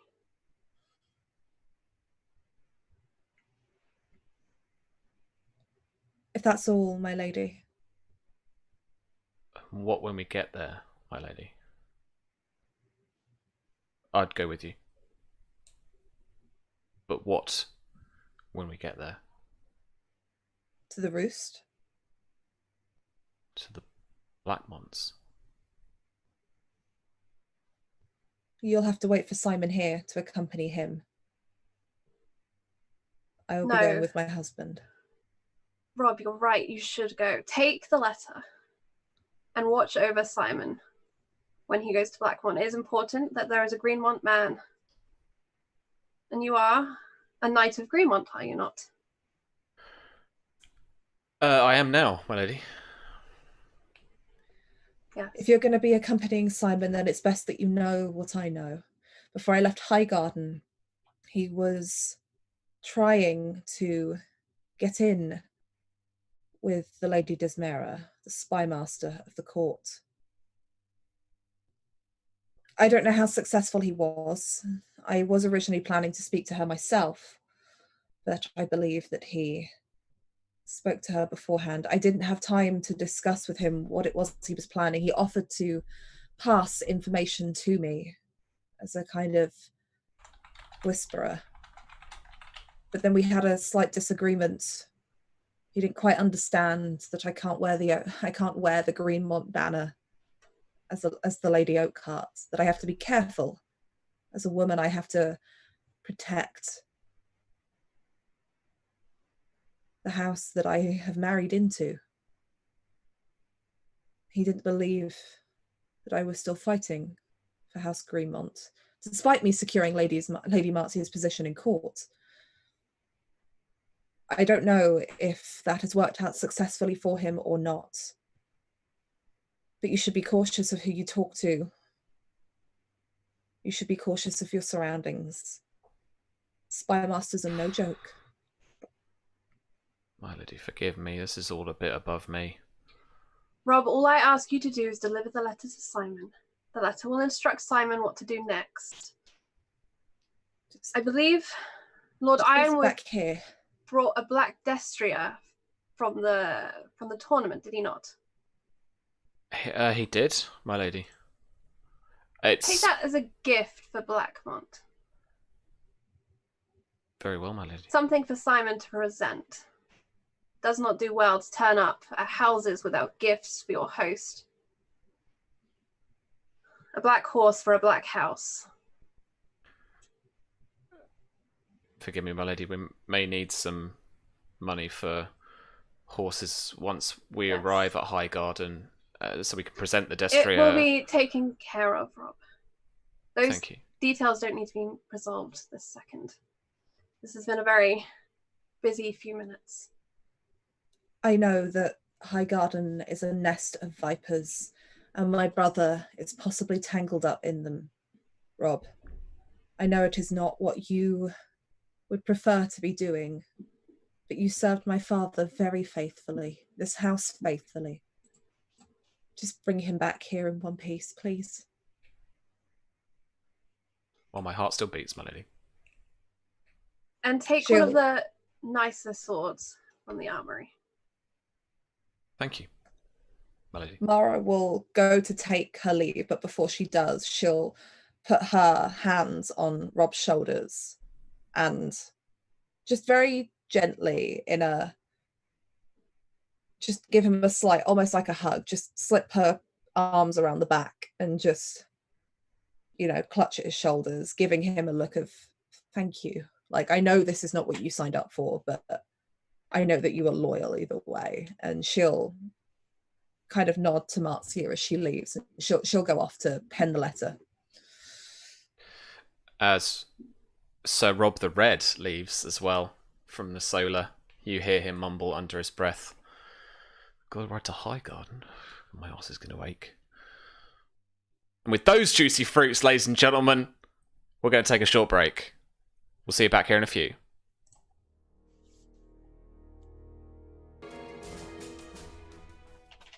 Almin, I'm telling you.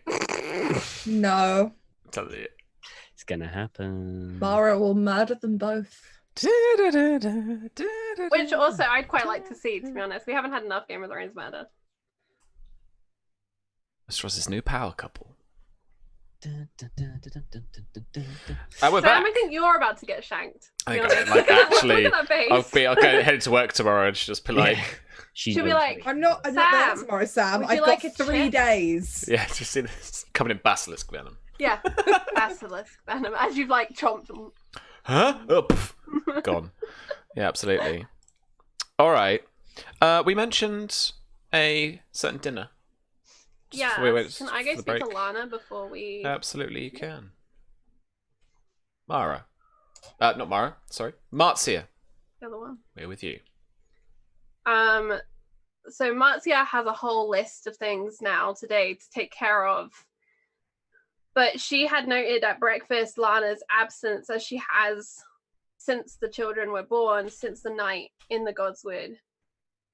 And with the leaving of so many people fast approaching and this plan for family dinner, she seeks out Lana to personally invite her to reach out, attempt to make amends, and to share the news a little discreetly. Okay. So I don't know how hard Spooky Lana is attempting to dodge her right now. Do you want to try and grab her personally to invite her? Mm-hmm. Yeah. All right. She isn't avoiding you when you manage to get to her. She does stop. She averts your gaze a little, but she is present. It kind of stops in a corridor, I imagine. It's good to finally catch up with you, Lana. It's been busy. The house is so full. When I'd complained of a lack of guests, this isn't what I had imagined. It has been a change, my lady. Yes. But I would like to have dinner tonight, just the family. I'd like to invite yourself and Babelbrook, of course, who may not be blood, but has been Greenmont longer than many people. And of course, Mara and Alistair will be there. I realize things have been difficult. And I wish, looking back on that night, that I could have stopped you from leaving. It was very presumptive of me, but it was like nothing I'd ever seen. I thought you'd understood. You arrived in the Godswood and I'd been discussing it with my grandmother. I understand now.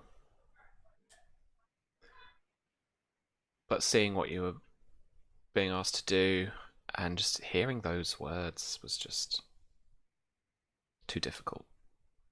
It was strange and difficult. But Lana is past now. And you have new nephews who need your guidance and help. You know Greenmont, this building, these lands. You've been here all your life. You're their aunt. You knew their father for all of his life. Lana, I'd been wanting to ask you to be my official counsel here at Greenmont. I am recognized regent by the Court of High Garden. You are a true Greenmont. I need your help. You know the traditions here better than I do. You're wise, and you're right, the Godswood was strange, but there's so much more happening. Oh, and Lana, there's good news. And she drops her voice a little bit. And she half reaches out to take Lana's hands and kind of realizes maybe we're not quite there yet. And drops it a little and says, Miria's safe. Miria is far away from where the army will go. Where is she? I'm not sure, but she is with Sir Oliver. And I have no doubt he'll bring her home. And I've hatched a plan with Mara to work towards shaming Blackmont for all he has done to vilify and to make right Maria's reputation. What has Lord Blackmont done? He took her from Summer Hall. Of course. He was part of whatever strange scheme ended with her being branded a traitor of all things. We're easy to label traitors, but there is no way. She's a child. And Blackmont is a scoundrel. I imagine should she return, she would be a woman grown. Yes. If not in years, then in maturity. I imagine so. And she'll need good counsel then too. And she'll need to be safe here at Greenmont. And rest for as long as she needs.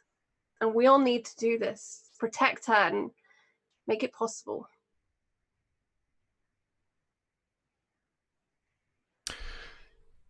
Want to roll persuasion for me? Yeah. Convince. Okay. And I didn't have any persuasion specialty. Well, I am going to award you 2 bonus dice. Yay, thank you. I see. It's gonna be Does my persuasion modifier apply or no? Because we're not in a full intrigue. not in a full intrigue. This is gonna be like a simple intrigue. So it's just gonna be against her passive will. 16. Very nice. Not quite 2 degrees. So she is going to agree, and very well. Should Miria return to us, then I'll counsel her, and I will help you as best I can here. If we'd have handled things better when the prisoners arrived, perhaps the other incident wouldn't have happened. I agree, but This morning at breakfast, I rather prodded at Lord Tarly. The rumor is it was one of his men that cut out that man's tongue. Violent and grisly death. I don't know why, but I don't believe that. It just doesn't make any sense. I'm not sure what to believe. But these men were paid to raid our lands, other people's lands. They're from all over. I'm having them sent to the wall. But according to Rob, they've started to talk. Maybe we can glean something from them. Tarly's investigating himself, but of course he has his own interests at heart. We need to protect Greenmont interests.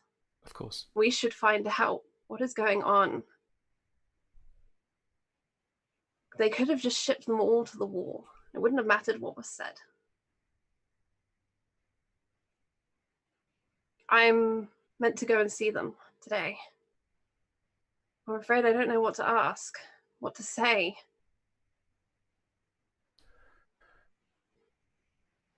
I've often found that when you want an answer from somebody, the less you say, the more they do.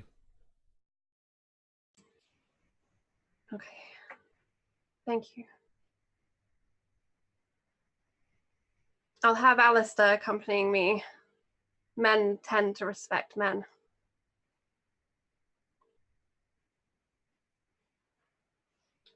I will see you at dinner then. At dinner. Good. And I'll have your chair moved for when we have meetings. Oh, could you ask Babelbrook? I don't know if I'll pass him. I have so much to do today. I understand. Thank you. And she will reach out and kind of squeeze Lana's wrist. Lana lets you, but she doesn't Mm-hmm. kind of like properly reciprocate.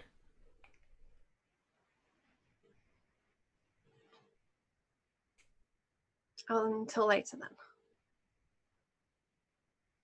My lady. She leaves. What's next on your agenda? Prisoners, or do you want to move straight to dinner? I think she glances out the window, sees what time it is like, oh, it's feeding o'clock. She'll go and check in on her sons, who she hasn't seen most of the day. Sure. This Weirland, yeah. Mm-hmm. They are much the same as I kind of described in session 1. They now Bryn's a firstborn, right? Mm-hmm. Yeah. It's a very healthy baby and very content as well. That was right, isn't it? He cries for food, but yeah. Yeah, like for sure. But he's actually quite a content baby. There's nothing to put you ill at ease with them. Willand is much quieter and takes some coaxing to feed. I've had a little bit of difficulty, but he's again quite content.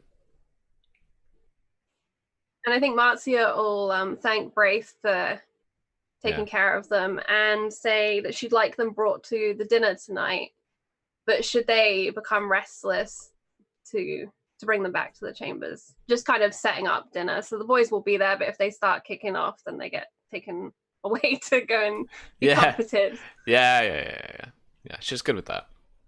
All makes sense. Cool. All right. And then I think she will probably go and meet Alistair to go and deal with the prisoners, because she wants that just done. She knows it's only going to get worse unless it's resolved. Sure. Okay. And she also intends to send them up north as soon as possible, because we can't keep them here in these tiny cells and we have nowhere else to put them.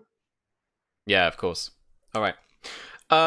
Virginia, why don't you help us out here with any questions that you think were pertinent and then could be asked by Alistair and by Marzia, obviously. I thought we'll pull you in and see if you've got any suggestions.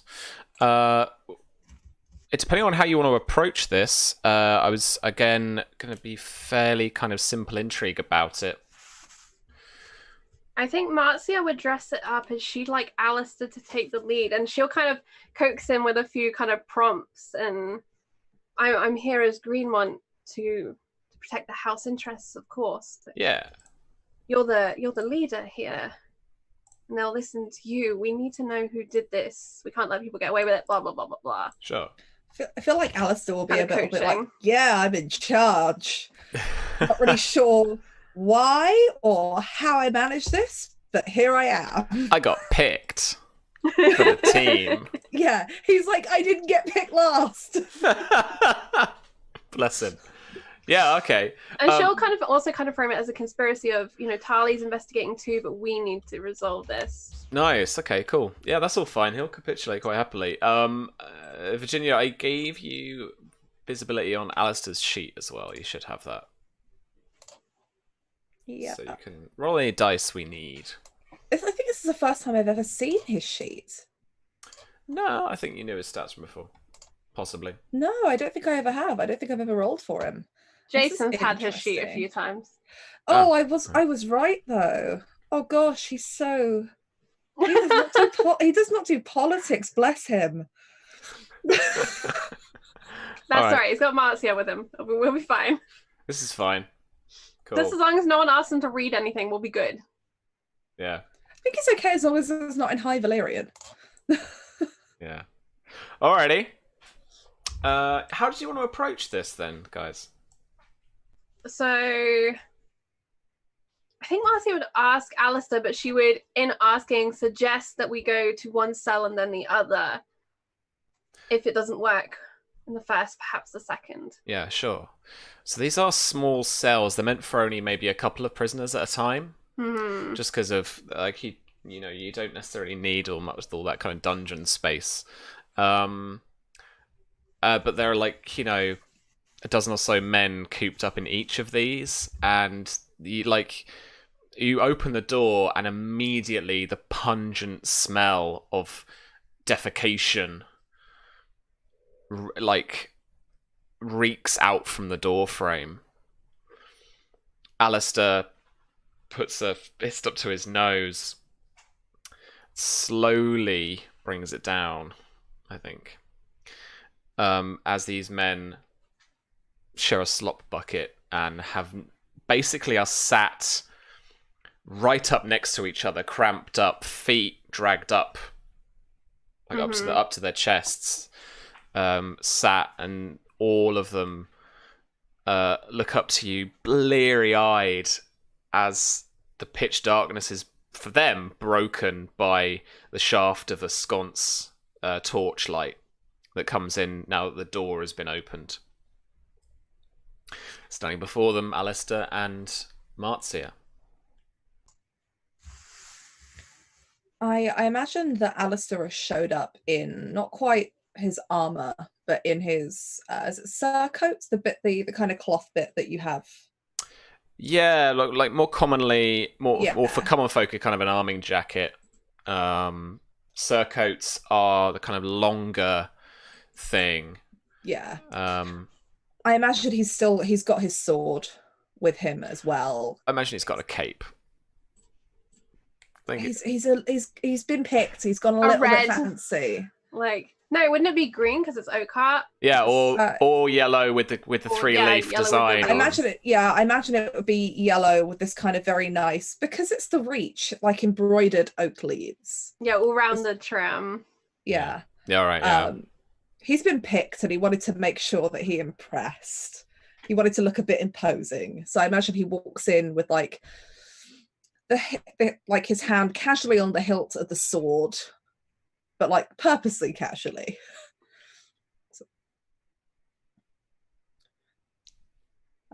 I guess he announces the Lady Marcia out of respect. Yeah. Says, "We were told that some of you here might have information on what happened to your captain."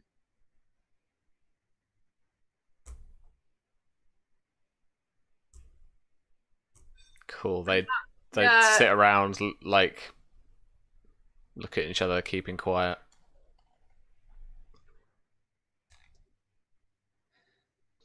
Oh God, he's so. The thing is, I think he thinks that he's good at this, but he's really not. Yeah. I imagine that he maybe is a little bit like bull in a china shop, because he wants to impress.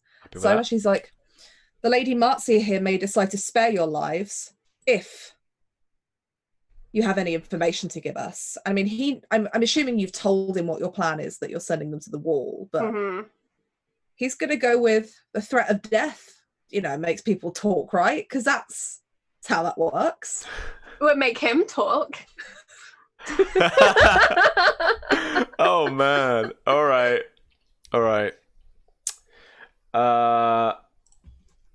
I'm gonna roll. I'll roll this as a contest. So if, okay, he's not gonna kill these guys. So I think this is deception, bluff. Your difficulty is 8. I did not. I did. This is how you know that I'm not metagaming, because his deception is 2. It's. Oh. Oh, this is such a fluke. I think Marcia's like, wait, what? We're doing what to them? And like, I imagine he has a moment where he kind of like looks at you sideways on in like a. It's the look equivalent of a wink. Like he has to stop himself from doing the wink. Cool. He thinks about it for a minute. What one fact do you want to get from them?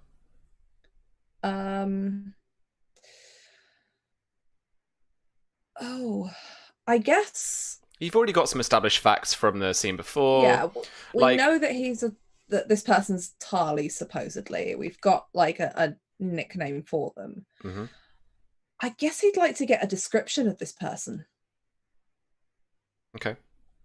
Like like something distinguishing about who this person is, because we haven't got that yet, have we? No, we have no idea. We got no description.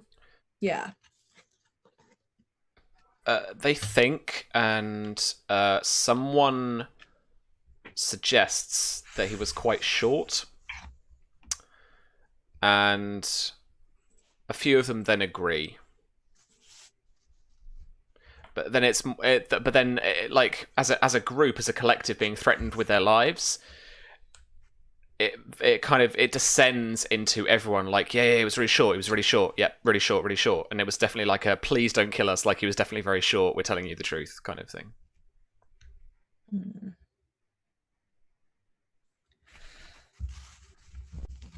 And I think as they get an answer, Marcia will take a close look at the closest two men in that cell. Can she see any ailments beyond the fact they stink and need a wash? Is there like any visible injuries or anything? Give me a diagnosis check. Okay. So difficulty, I think, would normally be 6 because you're not quite like. I presume you're not going to go down to examine them. She'll step forward. She's not afraid of them. Her idea is she's going to play, you do something nice for us, we'll do something nice for you, and maybe I'll bandage you up and not let you die of a cess wound. Sure, but I can imagine this is more of a kind of like a one look over glance. She's not like going up really clear. She's not like feeling parts of her body. Yeah. So the difficulty will increase by 5. So you're looking for an 11 on the 18. Diagnosis. All right. This is my one skill. It's one of 2 skills that I have. I know. Okay. I mean, so they're a little kind of emaciated. It's like atrophied, so they're kind of from being sat around like this in cramped conditions. They shift uncomfortably as you're looking at them. So there's no injuries, there's nothing specific about them, but they're not in the best of health. Basically. Marcia will turn to one of the house guards that have been standing watch over the cells, and she'll order them to bring down some extra bread. And the one who first said he was short, she'll order him out of the cell. Oh, good, because in my imagination, he was right at the back of the cell. He has to climb over people. He trips once. Kind of has to like almost plants into someone else. Has to like put his hand out, pushes on their neck a little bit, and kind of people kind of push him away a little angrily that he's the one that's coming out of the cell. And he stumbles to stand in front of you.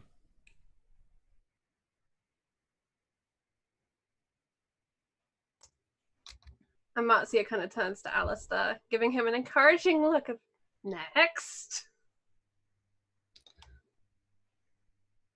I mean, I was like, is this prisoner now just like standing here? Yeah. With the guards? Has the door to the cell been closed? Marcia can give a nod for it to be closed if Alistair kind of glances. Yeah. Okay. The cell door is closed. He will walk forward a few paces and indicate to the guard that I imagine has got hold of the prisoner to also do the same. So we're out of that like front bit right in front of the door. Yep. I'll just say, do you have any other information?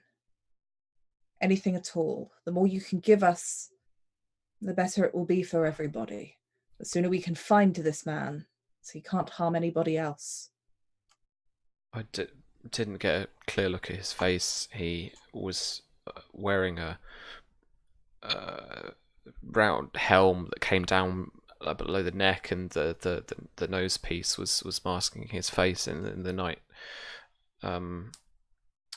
He obviously tried to shield his likeness from us.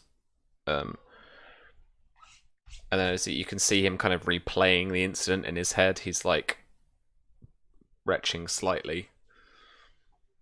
What was your captain like? He was good as any other.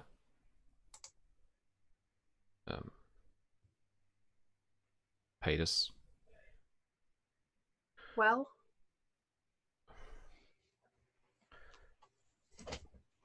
Better than we were earning before, my lady.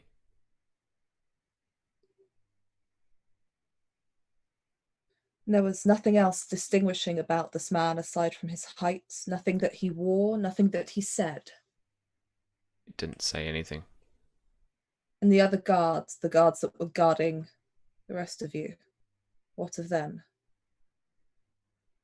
I don't know. The wooden palisade they'd put us in, you could barely see through the gaps. I think they were on the other side. I don't know. How long after the incident did it take for them to come in to see what was going on? Well, he left after the thing, and it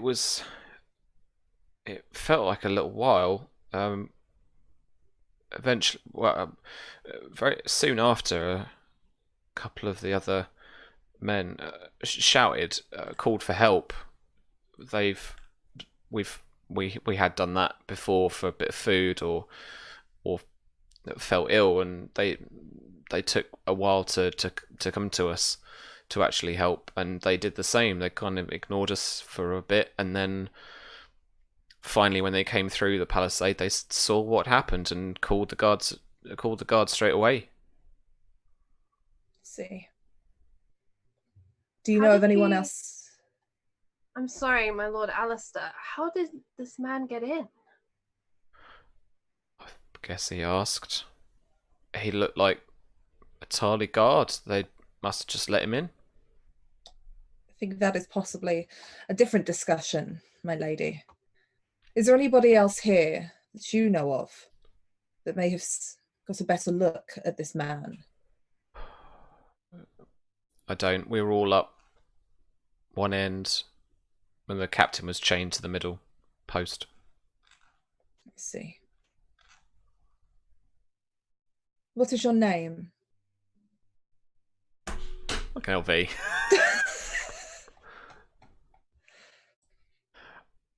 Oh,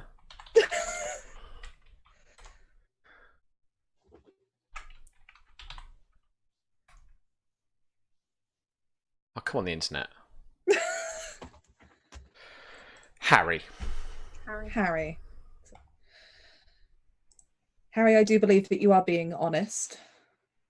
Lady Marcia, perhaps I was too rash in this. I thought we should sentence these prisoners to the worst of their fates. Perhaps this one has just earned them a life at the wall, where they may be of some use. Oh, yes, sir. And he gets down and starts grovelling to go to the wall. And Alistair, knowing that Marcia is giving him a boost, he will turn to her and say, "It is your call, my lady. Their lives, it is only by your grace that they are spared." And he'll bow his head, almost in respect of this is your decision to make. Mm-hmm. Even though he knows you've already made it. It's the little rouse that he's playing. Marcia looks between Alistair and the man and considers. And to kind of back up what Alistair said, just loud enough that if anyone is still eavesdropping through the door or anything, she says, "The last raider on my land had hanged. But perhaps you're right. The captain died in my arms. Cannot imagine a worse death. So troubled. Tell me, Harry, it's not often I've had men die. And I'm curious about him. Did he have jokes he liked to tell? Or was he angry when you were handed to the Tarleys and Peaks? Angry to be captured by us? I mean, he did belt us around the head in a kind of funny way sometimes. What do you mean? Well, his palm. Kind of when we did jokes and laughed, and he'd smack us around the back of the head. I see.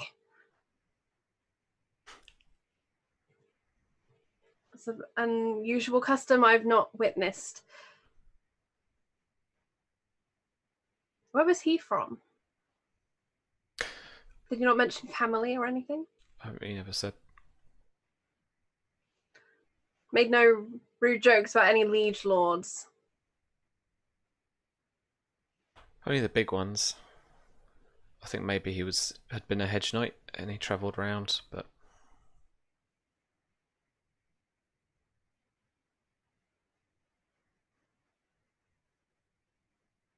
You don't know who was paying you? I honestly don't, my lady. He dealt with all that. Well, thank you for your honesty, at least.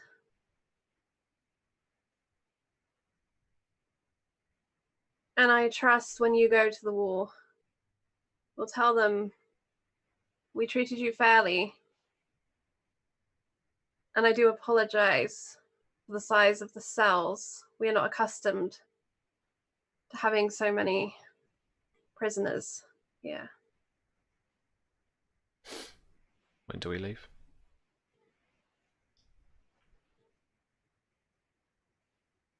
As soon as I've made arrangements.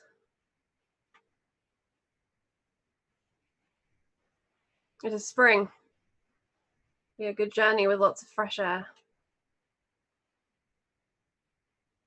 Hopefully there won't be too many spring showers. No last questions, my Lord Oakhart. I don't believe so. If they did not see the man's likeness, there is little else we can find out. It'll be talking to the guards on that night and the other Tarly men. I think that it will be the best course of action from here. And he'll turn to the prisoner and say, Harry, you did a good thing today. You and your honesty meant that you and all of your comrades here should make it to the wall. I have only known the Lady Marcia a short while. She is a fair woman.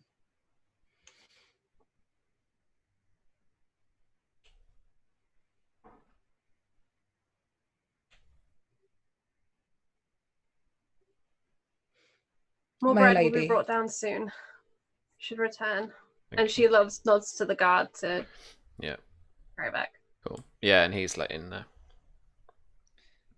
I imagine that once we've walked away from this place and there's some more privacy, Alistair would, turn to you and say, I don't believe it is a coincidence necessarily that nobody came to help immediately. Somebody must have let that man behind the palisades. I agree. It would seem the captain knows only the details of who was paying them to do what they were doing. Makes sense that he would be the one to be silenced. It would. But why? By a Tarly man, nonetheless. Unless there is something that we do not know. That is my suspicion as well. That is why I hoped there had been a joke or an angry comment that we might use to understand. I'm not sure if the captain was incredibly smart or incredibly simple.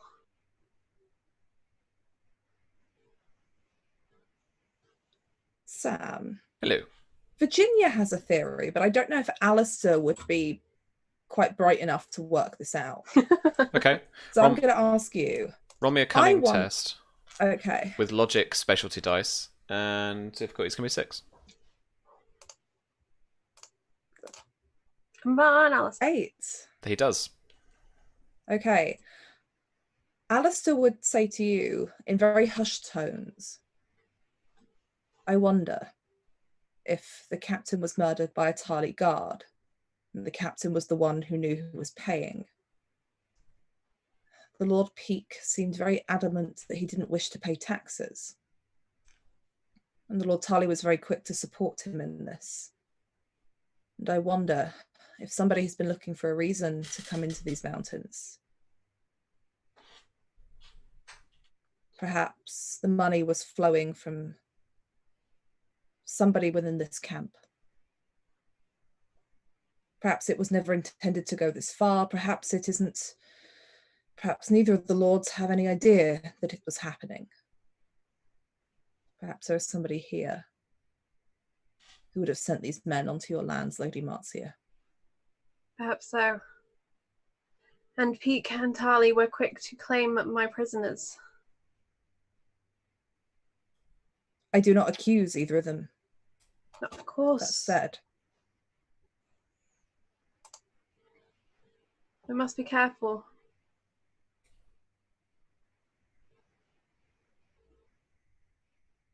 know, Lady Marcia, that the Oakheart men would never do such a thing. Of course not. As time is ticking on, I would like to cross the narrow sea again, just to see Alfred another time. Just so Tom doesn't have to sit here, do one scene, and then listen to the rest of it. Sorry, Tom. Yeah, that's fine. I'm listening to all of this. It's cool. Yeah, intrigue. So, within a few days, the in Westeros it would be the Silent Sisters to deal with the dead body. Yeah. Put it to rest, do some kind of embalming type stuff. There are some slave servants that come in and basically to the pavilion tent, they do some tarring, some embalming to preserve the bloated body of Lord Arryn. And there is talk around the camp that if they're preserving the body, then surely it is Bitterseal's will they should be returned to Westeros. Reports differ as whether this would be... maybe this is a conversation that your new mate, Galerio, is having with you in between some of the lessons. I definitely want to find out. It is one of the ones I've been trying to... Yeah. This at least is what he's saying. This is the rumor mill. We can do some rolls to try and get some more information out from the camp itself and do some actual streetwise stuff as well, if you like. Yeah. But the kind of basic information you're getting is that the debate amongst the rumors seems to be kind of twofold. One side is very kind of, at least preserving the body, he's going to deliver that as a message to the Targaryens somehow. The other side believe maybe this is him being honourable and he's shipping him back to the Vale. Now, the Vale is going to be a whole way up, like, from my old map up here. Whereas if you guys are all down here, and then you just want to head to King's Landing, that's a very short distance. The safe money, and there has been a pool going, the safe money has been on... He's going to send him to the Red Keep. Probably just chuck him on the shore and wait for a fisherman to find him or something. Okay. Alfred's gonna, as he's after the lesson, he's having a drink with what's the name? Galerio. Okay. I'll type it. Thank you, so I can...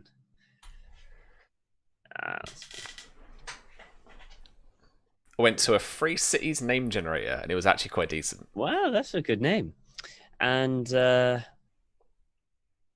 he'll ask him, so what do you believe? What do you believe they're going to do with the body? Knowing Bittersteel, I think he's going to send him a message. Send Daemon a message. Drag the body up to the docks. Cause a commotion.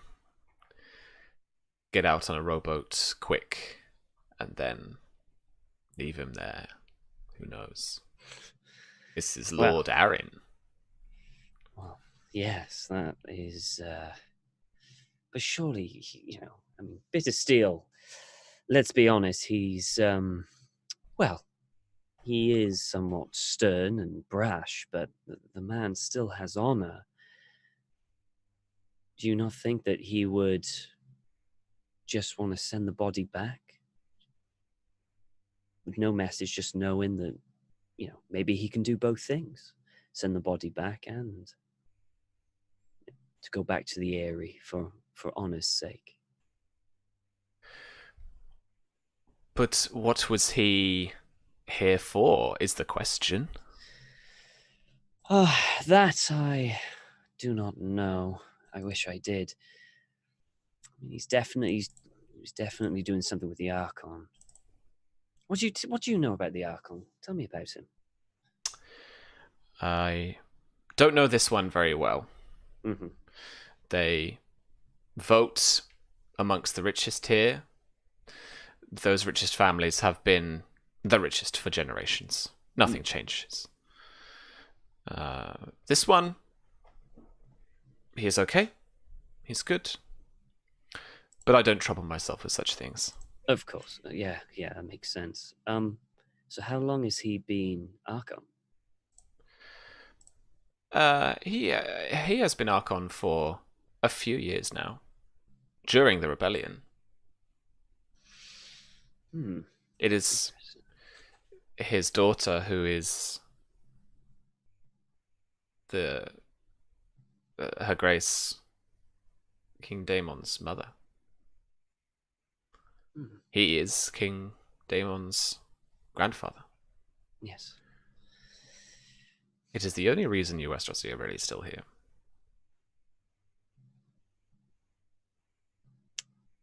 Yes. So whoever's putting the body ashore is going to have to be pretty damn quick about it. Yes, they are. I hope I don't get called up to do that. I am quick. I am ready. And he kind of whips out his thin fencing sword, swishes around in the air, plays a bit of a fool as well. But he's quick. Like, he's decent. He's trained. Alfred was smirk. Yeah. That's when you were all called to general meeting of the guards. Mm-hmm. You know that scene in The Empire Strikes Back where Leia is talking to the fighter pilots just in the hangar? Yeah. Like, I can imagine this is kind of like a big circle of people. Okay. Soldiers, some crouched down at the center have taken a knee, and then kind of poking their heads out at the back trying to see. And Bittersteel is in the center. And he's proclaiming out to his troops that they have a mission. A mission into the disputed lands. To fight for Tyrosh. To fight for the Archon. And to claim the lands once more from Lys. But he has a special mission for volunteers to take Lord Arryn's body to the Red Keep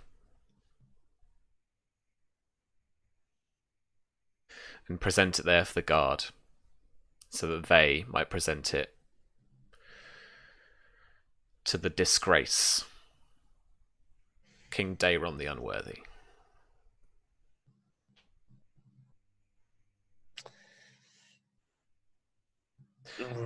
he does mention that it's unfortunate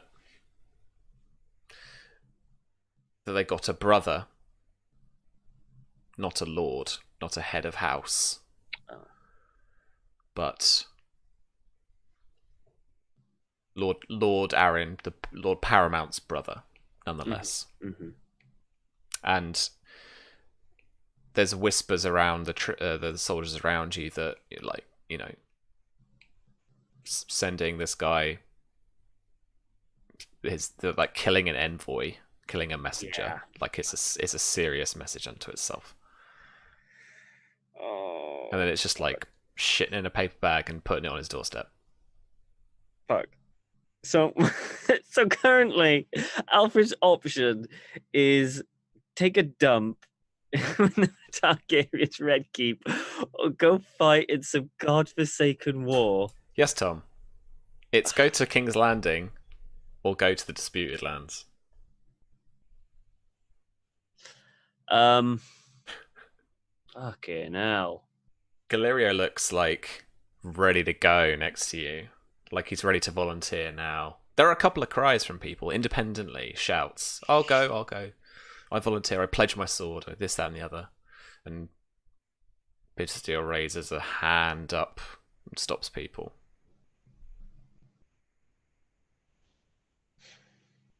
And he petitions to go will be with he talks about the kind of actual logistics of it. Will be with the quartermaster and then this, that, and the other. The pay to go to King's Landing will be a gold dragon each on your return.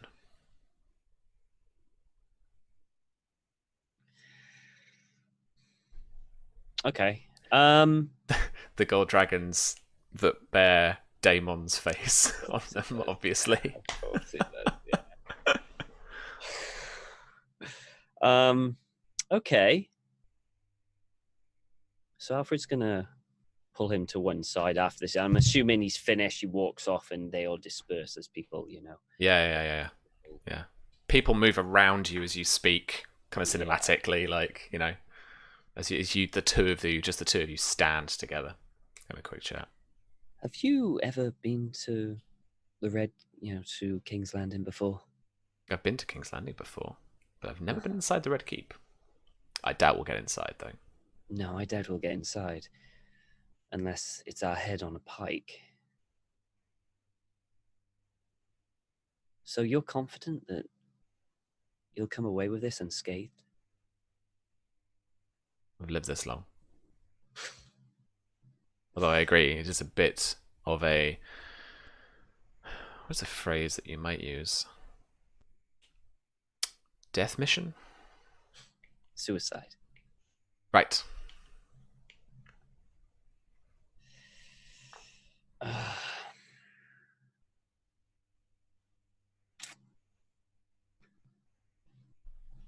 You are one confident bastard, you know that? So you're coming then?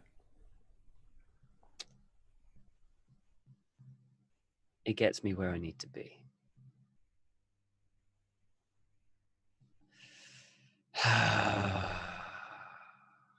Fine. All right, let's sign up. I've always wanted to see King's Landing. All right.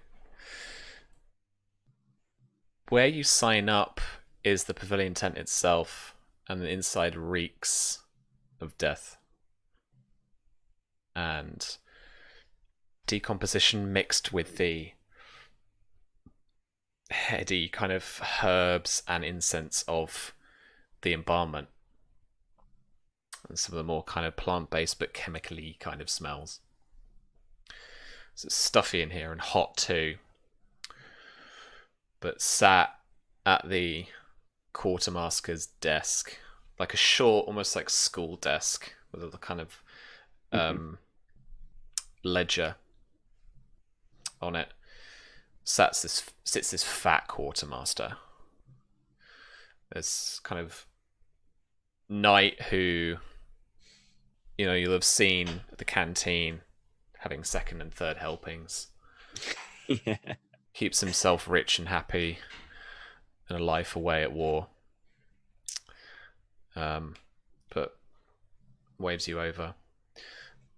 But it's the lying down corpse, tarred and preserved, of Lord Arryn. Mm. And you can see kind of like stitched up from where he got Blackfyre in the belly. Yeah. Alfred steps forward, the quartermaster, and he asks, "So, who's leading this mission?" No one has been selected yet. Have you had many volunteers? He gives you a kind of look of, are you joking? Looks down the ledger, and there have to be 50 names across 2 pages. Okay. Okay. Sure. Put my name down. Name? Alfred Wilde.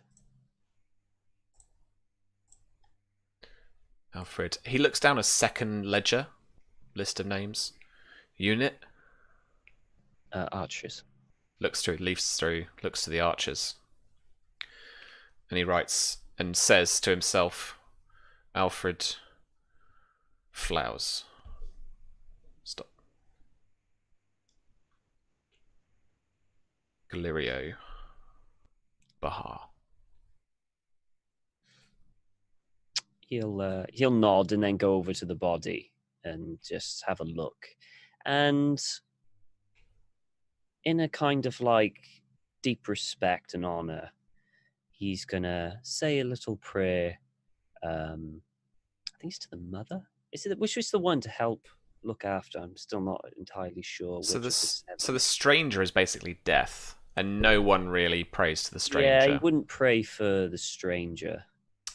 So the mother is very maternal, keeps you safe, all that kind of stuff. There is the soldier, the father, obviously, the maid, the crone. I think he'll pray to the mother to give a safe journey to ensure that his body returns back to his family, so that he may rest with his family. He'll pause a moment to say a small prayer, and then leave. And look at Gal, and say, I hope you know what you're doing, because I've done some stupid things in my time, but this might be the stupidest. With that, we will whisk back to Fox Hollow. I'm not sure how to frame the start of the next bit, because so the two of Alistair and Marcia are going, I think, more to investigate the Tarly men, but Mara also wants to try and get a bit out of Alistair, right? Perhaps Marcia and Alistair agreed to take a break and kind of recover from the stench and everything. Yeah. And then Alistair can go back to Mara. All right. I'll tell you what then. So you actually, Alistair and yourself actually walk out to the camp where the Oakheart Knights are still, like, camped up and are resting. It's a bit uneasy, but you're in, obviously still on the kind of mountainside, and where the ground has just been a bit more even. They've planted tents and stuff. So now we're kind of into the evening, kind of dusk, and now with torchlight, kind of like around the camps. The evening's quite overcast, so it's actually quite dark for this time of the evening before dinner. But they've got a large campfire going. It's quite warm. And it's Alistair has convinced you to kind of walk with him, kind of like amongst his troops. For the past couple of weeks, you've enjoyed the hospitality of Fox Hollow, full of familiarity, but subtly different with Marcia's influences. But if Alistair is to lead this men into the Red Mountains, he needs to be amongst them as much as he can.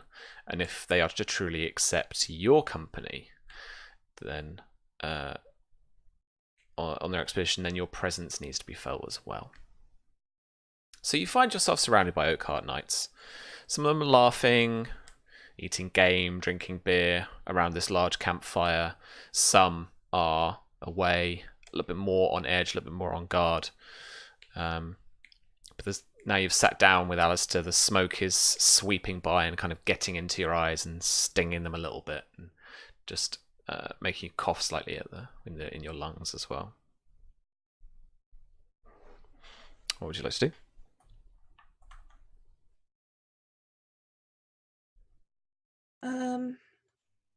I imagine that we sit by this fire, this in this camp, and we enjoy a little bit of time, I guess, kind of talking to people. I just want to double check. Am I playing Alistair or Mara right now? Mara, you are playing Mara. Okay, because you said Marzia a minute ago. Sorry. Yeah, okay. And I guess that she'd asked to go back to wherever Alistair has a tent, because presumably, even though he's staying in Fox Hollow, he has a tent set up here, should he, for any reason, decide to camp out. Yeah. And once we're alone and the tent flaps are closed, she'll drop that very, like, kept ladylike appearance and sit down and just like almost head in hands, like it's just been a day. That's a mood. So much has happened today, Alistair. A murder in the camps, Marzia was telling me. I finally managed to speak to Lana. Not that I think I got through, but not enough. I have to write to my brother. My uncle, the one who took Myria. He is at Vulture's Roost, where these armies are heading. Edmund Blackmont. Apparently he was named the Vulture King after he killed some soldier. Named by whom? I have no idea. All I know is that Sir Oliver and my sister are presumably safe, but Edmund sits at Vulture's Roost. Alistair, I pushed so that you could lead these armies. I don't want you to. I don't want you in that kind of danger, but I know you have to. You have to gain the respect of these lords. And I'm coming with you. I'm riding with this host. When we get to Vulture's Roost, I want his head. For what he did to my sister. Do we know why he's turned like this? I don't know, and I don't care. My mother would turn in her grave. Is your sister safe? As far as I know, she's with Sir Oliver. Possibly at Ironwood. Ironwood? What's the exile out of Dawn doing in Ironwood? I have no idea. I wish I did. I don't know why he didn't just bring her back here, but he must have good reason. When we get to Vulture's Roost, Alistair, I want his head. I want Blackmont's head. He ruined my sister's reputation. He put her through harm's way. God knows what she's been through.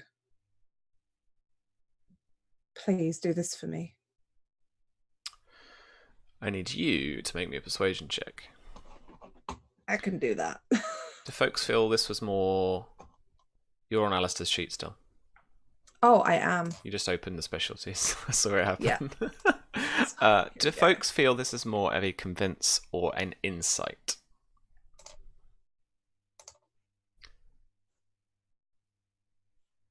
Nice faces. Good I synchronicity. feel like she's trying to convince him into this. This is honestly what she's asking for. There is nothing. Yeah. Yeah, insight would I be think more kind so. of like, he's an arsehole, I hate him. Oh, you'll hate him too. She's not trying to like talk him into offering like, you know. I feel like if it was insight, she'd be like demanding he go now, tonight, go and get me his head. Don't rest until his head is at my feet. Or it'd be more about his character, wouldn't it? And Yes. you are a coward if you do not do this for me. Jason says seduce. This is that kind of foreplay. Kill a man for me, honey. I mean, I could go intimidate if you really want, but just like you will do this. I feel like she is trying to convince him because she's asking him. She's not telling him you have to do it. She's saying, "I want his head. Will you please do this for me?" Yeah, I go with convince. Insight, as it says, the consequence of defeat is more that his disposition towards Edmund would go down. But this is more about, I want you to do this thing, not he's awful. You know. Okay, I have to remember all of the things that happen when I roll this. Okay, let's just click the button. I'll add up all the other stuff in a minute. So, simple intrigue. This will be. So 16 plus. So I re-roll any ones. How many ones did I roll? I rolled 2 in that. So. Yep. I think there's a slash in here somewhere, but I can never remember where it goes. Here we go. I don't think that replaces 2 3s. It won't replace the 3 you've already got. And then it's +2 to convince tests at 16, 17, 18, and +1 to persuasion test results, 19. I mean, yeah. Yeah, I don't think this strengthens our union, so I don't think the wedding vows thing applies here, but... No. All right. He vows to serve Lord Blackbont. What was the word? On a silver platter? I mean, sure. Like a headman's justice. Yeah. She will, give him a kiss, grab his hand, say thank you.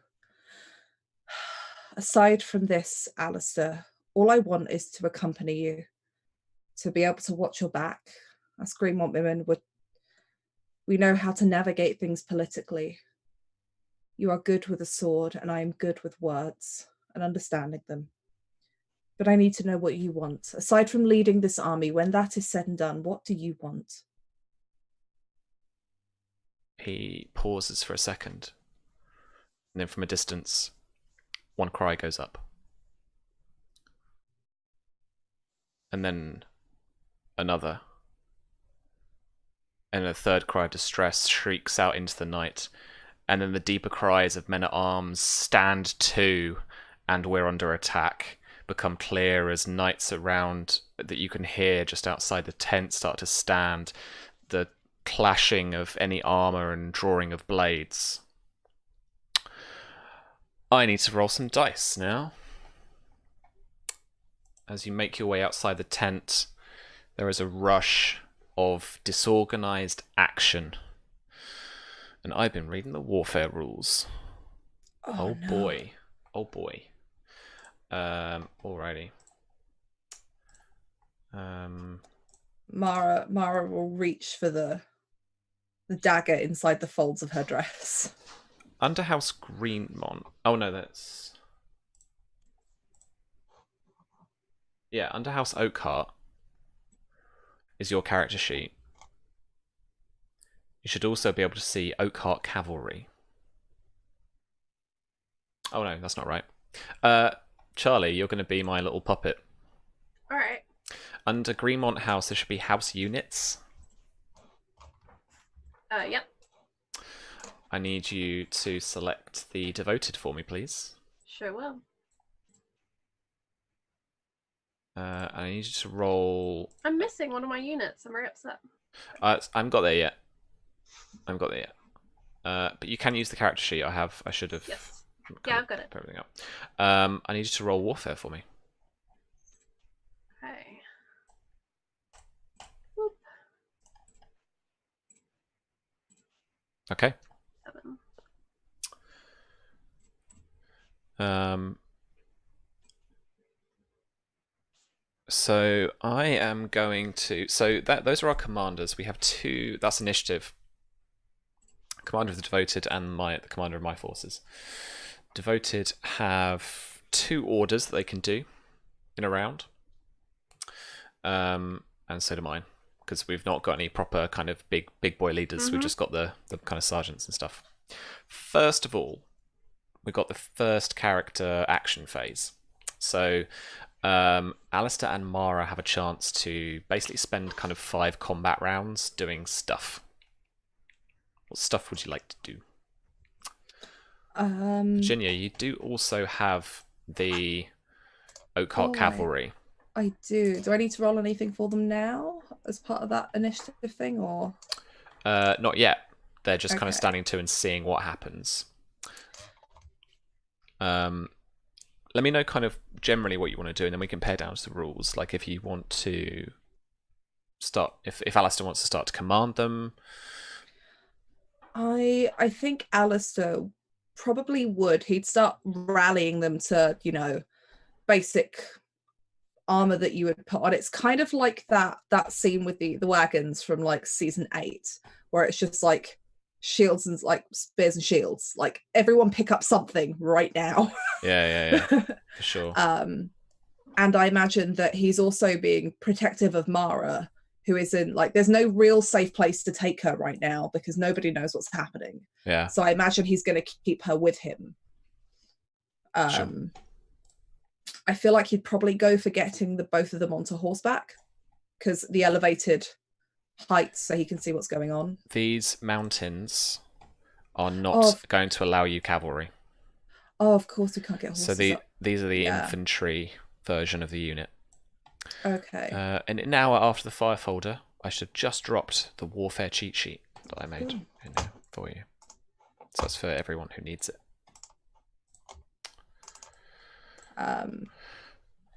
Yeah, I imagine he keeps Mara with her. She'll move with him until there is somewhere safe he can kind of deposit her. But I guess in her mind as well, she's safer with him because she doesn't know all the men in this camp. And she's well aware that there is a traitor among the mists in one of these camps. Sure. He can't take command until the second player action phase, which is after the orders. Okay. But if that's your intention, then basically we'll spend the first phase moving him and moving you guys into position, and then I imagine that's just him moving through the camp, calling out at people. Yeah, getting people ready. Yeah, raising the alarm as well. Yeah.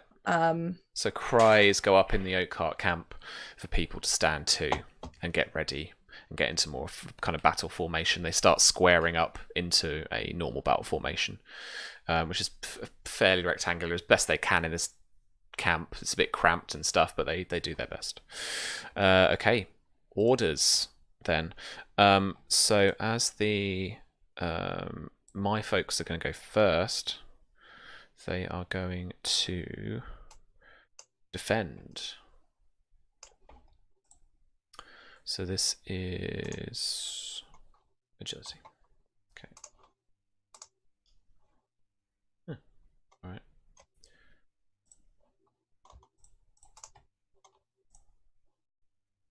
Oof. All right. And that was the first. So we go back and forth, kind of alternating. So, Charlie, for the devoted, I need you to roll for me their fighting test, please. Now, as we're in dim light, this is going to be a -1 dice. Okay. But for the ambush, they are going to have a +1 dice. So basically that's going to convert into like a bonus dice. Okay, so I roll 1 dice because it's drop 1 dice and roll a bonus as well, correct? Is that what you just told me? -1d plus 1b. It's weird, isn't it? Because you always roll everything and then take them away. Yeah. So they're fighting. What's their fighting usually? 2. So you're going to roll 3. Keep 1. And keep 2. Oh, keep 2. Okay. Let me. Wait, the devoted only have 2 in fighting? Yep. What the hell did we put that? Is it archery or something? Stealth and athletics are their big skills. So athletics, they punch hard, but they're not skilled fighters. All our good fighters got killed, / the rest of them were in the house guard. 9. Okay. With 2 degrees of success. What's their damage? Fighting damage? No, I don't know. Athletic. Oh, no, athletics +1. Let's have a look here. Fighting damage is 5. Oh, yeah, I see it's on this. No, it's not on that page. It's on the bio and info as well if you just want a shorthand on the character. So with the base damage of 5, with the base damage of 5, they do 10 damage. And in fact, let's have a look.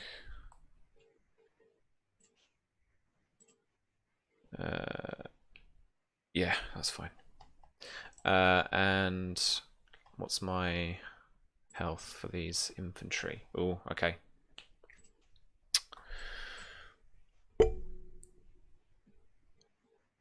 So, Mara, as you come out with Alistair, the units formed up and they move as a unit all around you, protecting you. Somewhat of a personal guard, but these are knights on foot. And as they march forward a little bit to get a vantage point, you can see from the dim light flits of silhouettes of men dashing between torchlights. You see flickers and little shines in the evening light and in the torchlight knives. You can hear men scream out. And as you regard the scene, a wave of these shadows come out from corners and basically wave over the Tarly camp.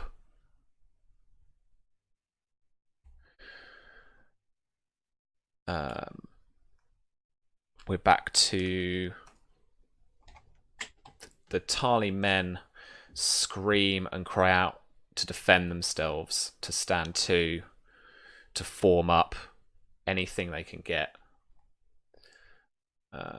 And we are now actually going to roll for warfare. So this is going to be, because as you issue an order, what you then need to do is roll a warfare command test. So they have become disorganized. So discipline increases to +3. And this is going to be a rally. So their sergeant is asking them to rally.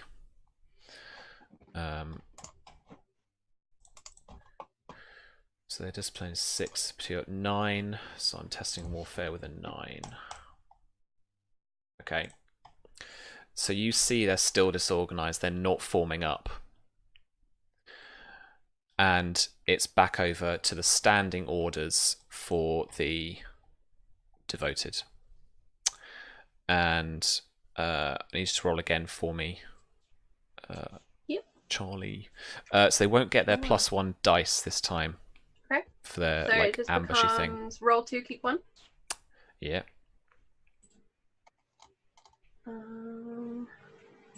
Submit penalty dice. 1, 3. All right. Mara, you can see in this commotion that men have started to fight. Soldiers have started to fight. And there's clashes of short swords, shields, as the Oakheart Knights have formed up now. At this point in the second phase now, Alistair can take command and we'll roll you an initiative at the top of next round and he will be able to issue orders. How many what's his rank in warfare? His rank is 3. So he can issue 3 orders. Ooh. Yeah. Just to introduce some more stuff as well. Marzia, back at your quarters, as you're tending to your 2 young boys, there is a rap at the door, and it opens almost immediately after. And there is a young hollow heart knight, one of your personal guard, stands at the door. This is Lady Marzia. There seems to be some kind of attack on the camp, an ambush. On the camp? What? Which camp? The camp outside, the army's camp, Tarly Peak's men.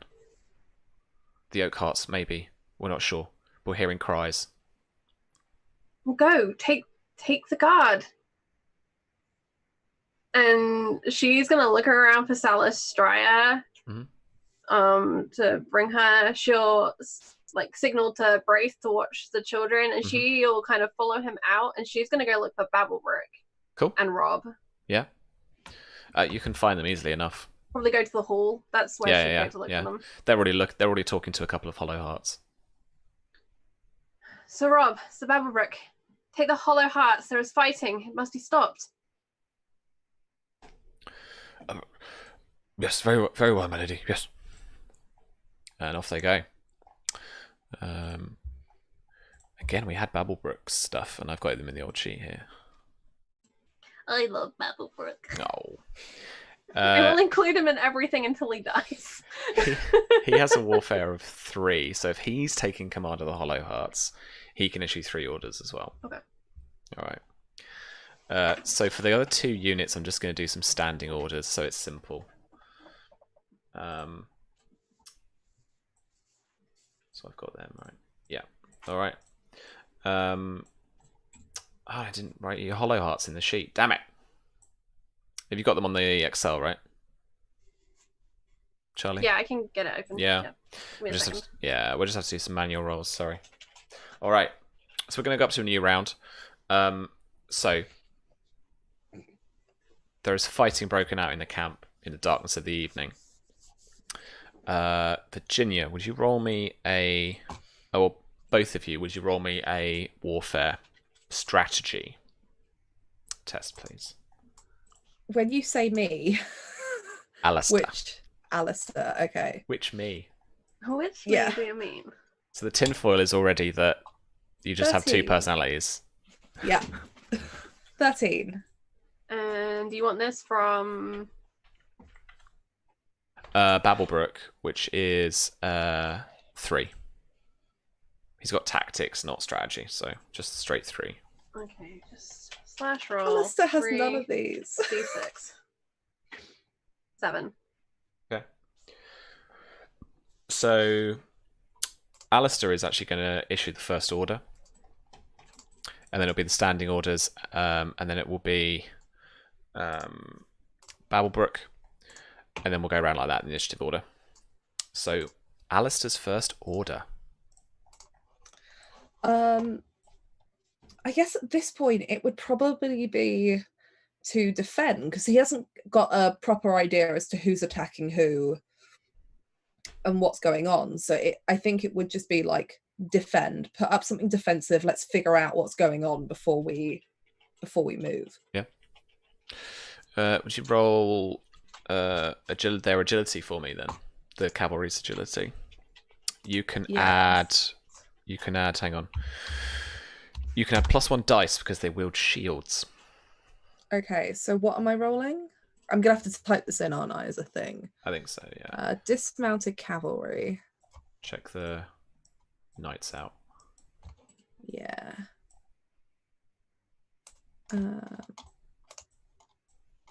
Oh, they don't have like a character sheet. Okay. No. How many? I don't know what dice I'm rolling, Sam. I will be honest. That's okay. I can see dismounted trained cavalry. You are rolling 2 dice. Okay. If you don't see the ability down there, then it's just 2 dice. What was the ability? Agility. But you're rolling 3 dice and keeping 3 there because you've got shields. Okay, roll 3d6. Yeah. Oh, that's bad. 7. That is their new defense score. Although you do have to take armor penalty away from that. 4. Cool. Is that right? -3 armor penalty. Mm-hmm. So yeah, 4. You're right. Sorry. Yeah. Okie dokie. And then the standing orders. So.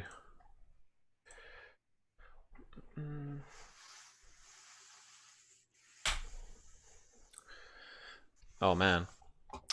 5 damage too. Okay, so from the defensive position, you push your way forward a little bit in the shield wall in front of you as the men fan out a bit and they plug any gaps in the camp, move into a defensive position. You can now see Tarly men with their green red huntsman tabards running from their camp. They are routing. And a couple of them run, smash, not even carrying any weapons, smash into the oak cart shield wall, and they bare their shields and stand firm and just kind of almost kind of in like almost like a riot policey kind of way, I guess, like just push the guy back as a few of them, and they're begging to be let through as a few more dart along the way, dart around the side of the camp, are fleeing. And you make out a few kind of scouts, short blades, a few slings and stuff like that. How well does Mara know the units of the house? Of House Greenmont, I think should be very familiar with, having grown up here. I think she probably doesn't know oak carts, like the other anything else here. She would have like learned about that on the way up, but I think she'd be semi-familiar with, like, she'd be able to recognize units of the host, because it was still an amount of travel between Highgarden and here when she traveled with them. Yeah. So, and she would have taken an interest, because I imagine Alistair wouldn't have shut up about it. Yeah, fair. I mean, so you've only brought the cavalry with you for the oak cart side of things, but the man chasing the routing Tarly men, while not wearing any colours, is certainly a devoted and isn't really trying to hide it. This is a Greenmont man. Is it just him, or does it look like there are other members of the devoted here? You look out along the camp and it slopes down slightly. You can see you've got quite a good vantage point from the oak cart position. And these men look very similar, while not wearing any colours. They are butchers. And they've come in the dusk of the evening. A guerrilla's tactic. Amen. I think look, Mara would be... It's the fake uniform play again. Where have we seen this before? I feel like Mara would be shocked, but she also knows how disciplined the devoted are.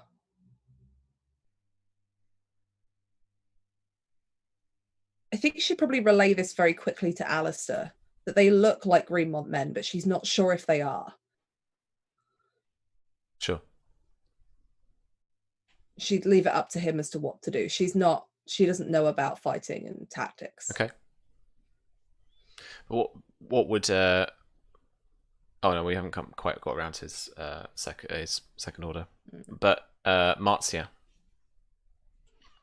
Yes. It is your first order. But these hollow hearts are at the front of the keep. So they've got to travel. They've got some travel distance. So I basically, you could, if you want to head to the camp, you can spend your first order getting there. Yeah, the first order was just going to be to get to the camp. Perfect. Fine. So move. Yeah, move. So it is back round to Alistair. I guess at this point, if Mara's told him these look like Greenmont men, she's not sure if they are.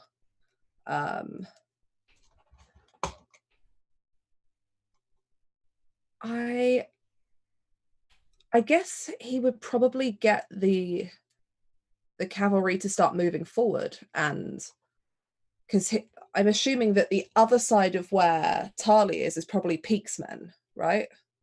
In terms of how this host is laid out. Yeah. Yep. So hopefully Peake's men have got a handle on stuff.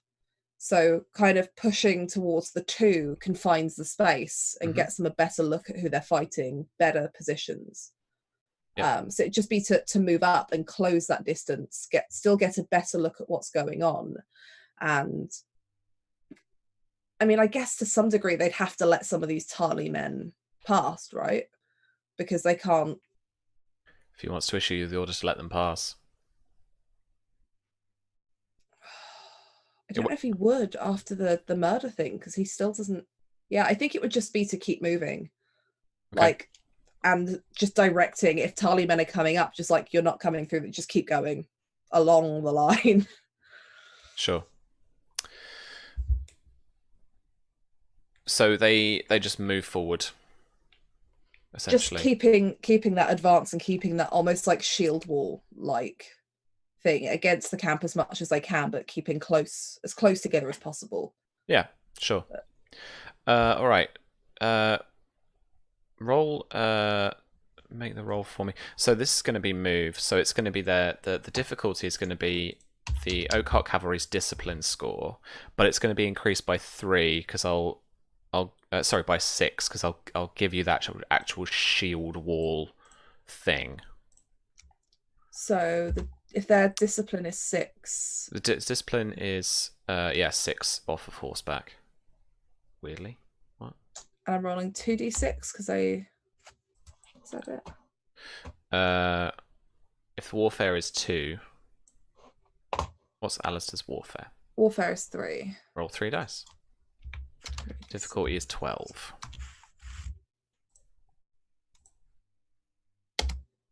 Oof. Nice.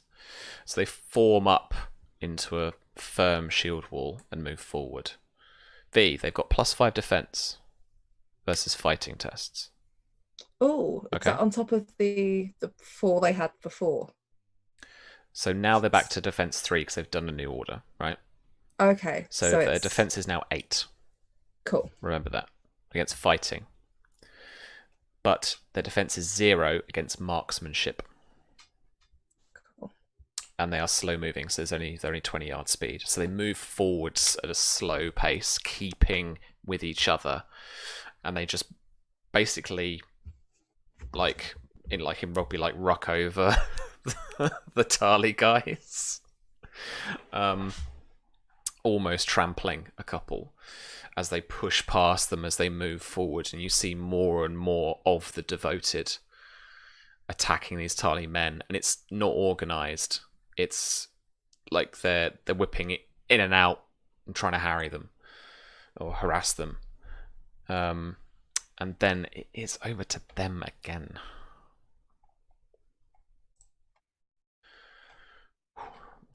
One last time.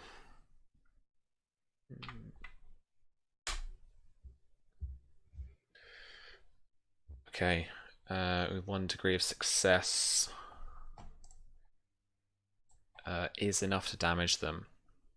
And slowly but surely, as you move forward, and I'm going to narrate at this point, I think kind of reached a point as Martzia, as you march forward with the Hollow Hearts. Oh no, sorry, you're not actually there, are you? No. So no. Sorry. So yeah, Mara, as Babblebrook approaches with the Hollow Hearts, he is absolutely aghast as the devoted, one by one, cut throats, stab, and butcher the Tarly men to a man. So this unit of infantry that he's got here, it's not his entire force, but they destroy this unit of infantry. And that was where we all finish up tonight's session. I'm not sad, we won. I'm still trying to work out whether we ordered that or not. I missed the memo if we did. Yeah, that's what I was thinking. Well, the memo's coming from you, so... I'm not sad about it. Bum bum ba bum bum ba bum. I was like, wait, did Maekar just rock up? What the fuck is going on out there? When Sam was like, you can see these shadows, I'm like, oh god, what kind of hell curse is this? This is some Melisandre Stannis Baratheon bullshit. What is this? Oof. My tinfoil. Where is my tinfoil? There it is. I still got it. My tinfoil. Oh, if this is peak. No, I think this is Blood Raven bullshit. I think he's just like poking to get us fighting with each other. What's Blood But Raven also, done? I don't know why Peak would I don't see it. I don't see the benefit of it. Yeah, Peak was about to get his water and Dawn. What if it's Edmund? I don't know why it would be. Edmund. Okay. My money's on it's Targaryens. It's always the Targaryens. Oh my. Dragons have a really good reach. Well, thank you, friends, for joining me for tonight's session. Thanks, Sam. This is fun. That was a I didn't juicy get my one. dinner. I just wanted a nice dinner. I Sorry, had mate. presents. Presents to give out. Dinner will have to wait. But it's all right. I want you back next week. Oh. We've got to short this out. Yeah. How's about that, juicy fruits? I don't know what to say. What's the Tali symbol again? The Red Huntsman. Sounds like the huntsman's bringing dinner. What? My son. All I mean, I right. can understand. Sounds like the huntsman just got hunted. Yeah, that too. Yeah, There you that go. would have. Where's Susie when you need her? I know she With was her? straight in there with that, wouldn't Yeah, she? right. Susie has fucked off to Dawn. We'll never see her again. We all have to embrace this fact. Dawn is fine. She's fine. Oh yeah, she's perfectly fine. Out of the way of everything. Exactly. She's never coming back. She's gone. In the mention of Susie, I just want to say that she put up the most fantastic clip of Sam trying to do that math earlier that was just Sam's E.exe had stopped working. Yeah. True. It's just Sam just going, Hey, it's a Thursday night. It's late. Yes. And you knew warfare was going to happen at the end. I had warfare. I'm still not use sure half the I rules. understand what dice I roll in this game. I just click things and things happen. Yeah, it's fine. It's fine. That's about right, yeah. Sophie, how are you feeling? What was that, Sam? What was that? I was trying to have a nice conversation with my husband. Stab Um, a clock? Stab a clock, yeah. But like, I don't know. I'm proud of Alistair, even though he's basically got like It's got two more sense specials. when you talking as him. Yeah, well, yeah, I try, but then I'm like, he's not a complete idiot. He's just a little bit like excited about stuff. Yeah. So on one hand, he's like overly cautious, but on the other hand, he's just a bit over the top. Yeah.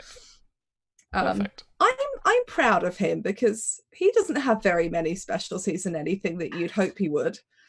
But he can dodge and swing a sword. That's where he's at. Proud the way a wife would be. He's leading an army with a warfare of 3 with no specialties in warfare. I'm just like, why are you a fighter, Alistair? What is wrong with you? You should be a lover, not a fighter. He's both. Double Like- threat.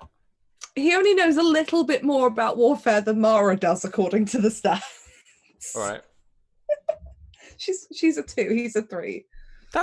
He's got a talent for it. 4 is trained general. 5 is Lord Ball. Exceptional. Yeah. Like, really good. Yeah. Yeah, I 6 is like historically amazing. He's not good at the talking stuff, though. I'm surprised. I'm not. He's... Have you seen how I've been role playing him? I mean, yeah, he's yeah. I'm just reliving that moment where he was chatting up Simon and then he suddenly just turned on the corner. Excuse me. Yeah. This is what I mean. It's like he's not a complete idiot. He's got some sense. It's just it's more like an afterthought of sense. Yeah. Yeah, fair. He just doesn't have a political mind, does he? No, it's like it's like all the pieces are there, but he doesn't understand how to. He knows what the puzzle should look like. He knows all the pieces are there. He just doesn't understand how to make it fit. Mm. He knows it's a puzzle. He doesn't understand why you can't just cut the bits to make them fit in the hole. He's like, there's a whole picture here. I know what it looks like. Why do I have to do this to put it together? Yeah. Bless. All right, V, talk yourself up. Tell us what you're doing. Where can we find you?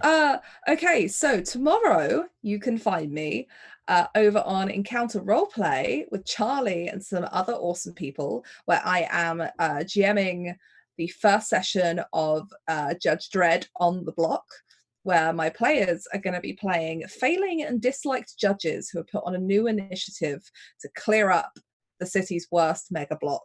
There's going to be a law meter. Chat is going to be able to interact at the beginning and end to gift some cool stuff, but also make some terrible things happen for our judges. Other than that, I think it's the 18th of this month, Red Moon Role-Playing will be releasing the beginning of the Descent into Avernus podcast, which I am playing on, where I play a tiefling arcane trickster rogue. What else am I doing? They're coming out at some point soon, hopefully there'll be some more social stuff on this, is a Beyond the Basics on DM's Guild, which I think, Charlie, you were also writing on. Both me and Charlie did some writing on that with a bunch of other awesome people.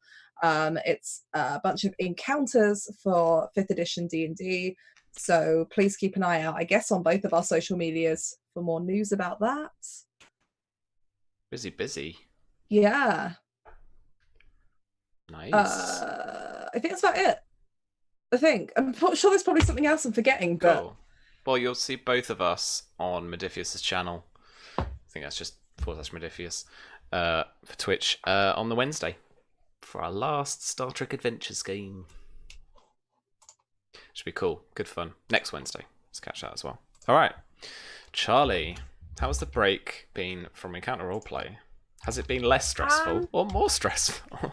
I was definitely multitasking for a lot of the stream, keeping an eye on things. The cast over there were looking amazing. They were all in costume. It all seems to be going well, so I'm very happy. Nice.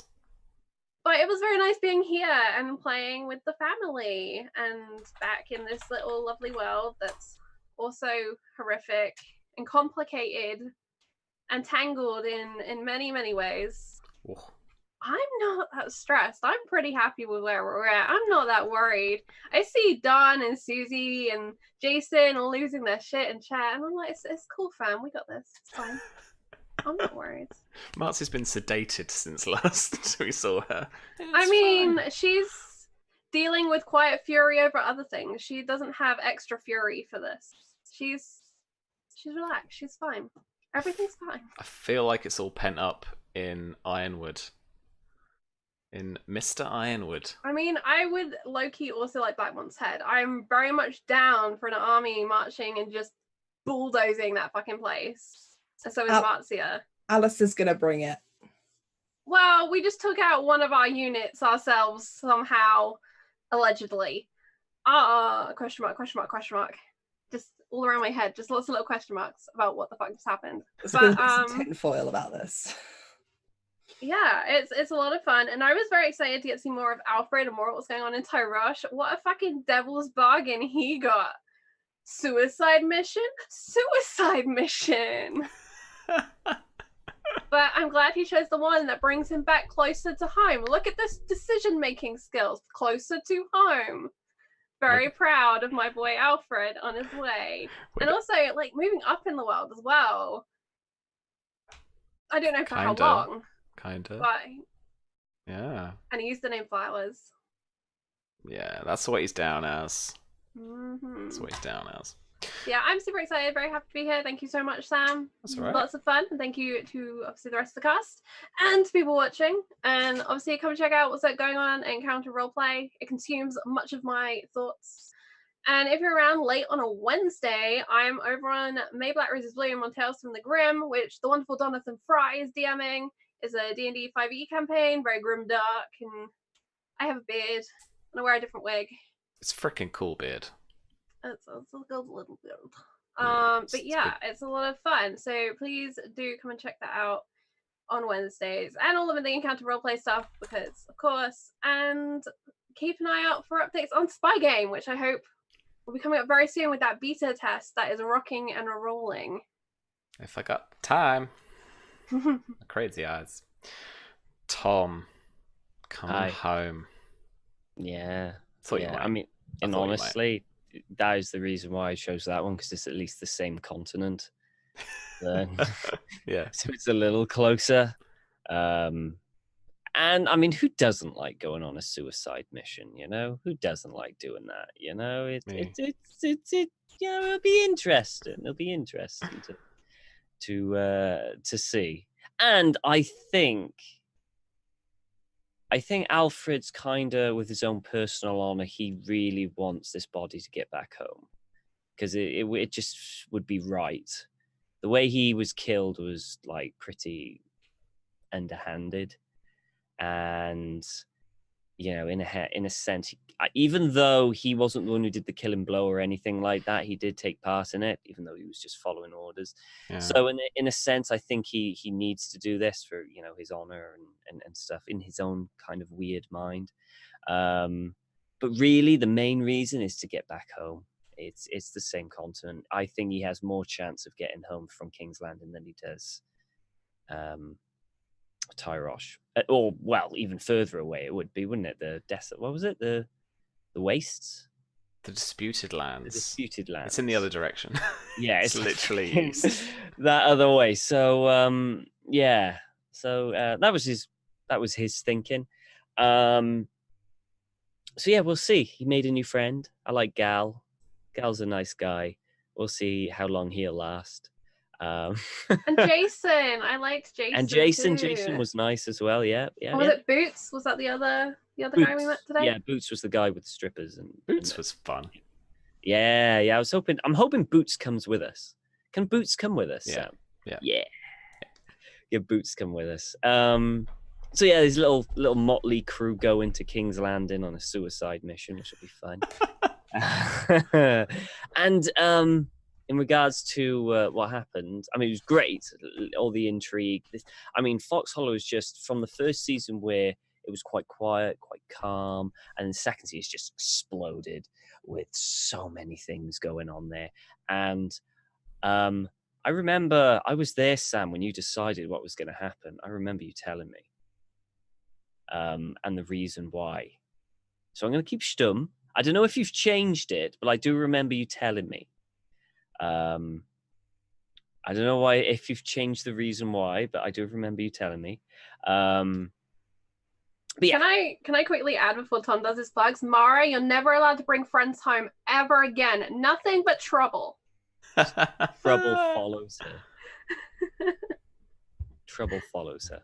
Sorry, Tom. I mean, you have just asked me to bring my brother home, though, which I've been penning the letter for. No, brother's going to Blackmont. He doesn't need to come here. I just like the fact that you think he's going to listen. Yeah. This is Simon we're talking about here. Marcia has no idea. Charlie has ideas about how this is going to go. Yeah. Marcia has no idea. You know? Oh, no. Mara's going to guilt trip Simon into this. I'm riding to war with my husband.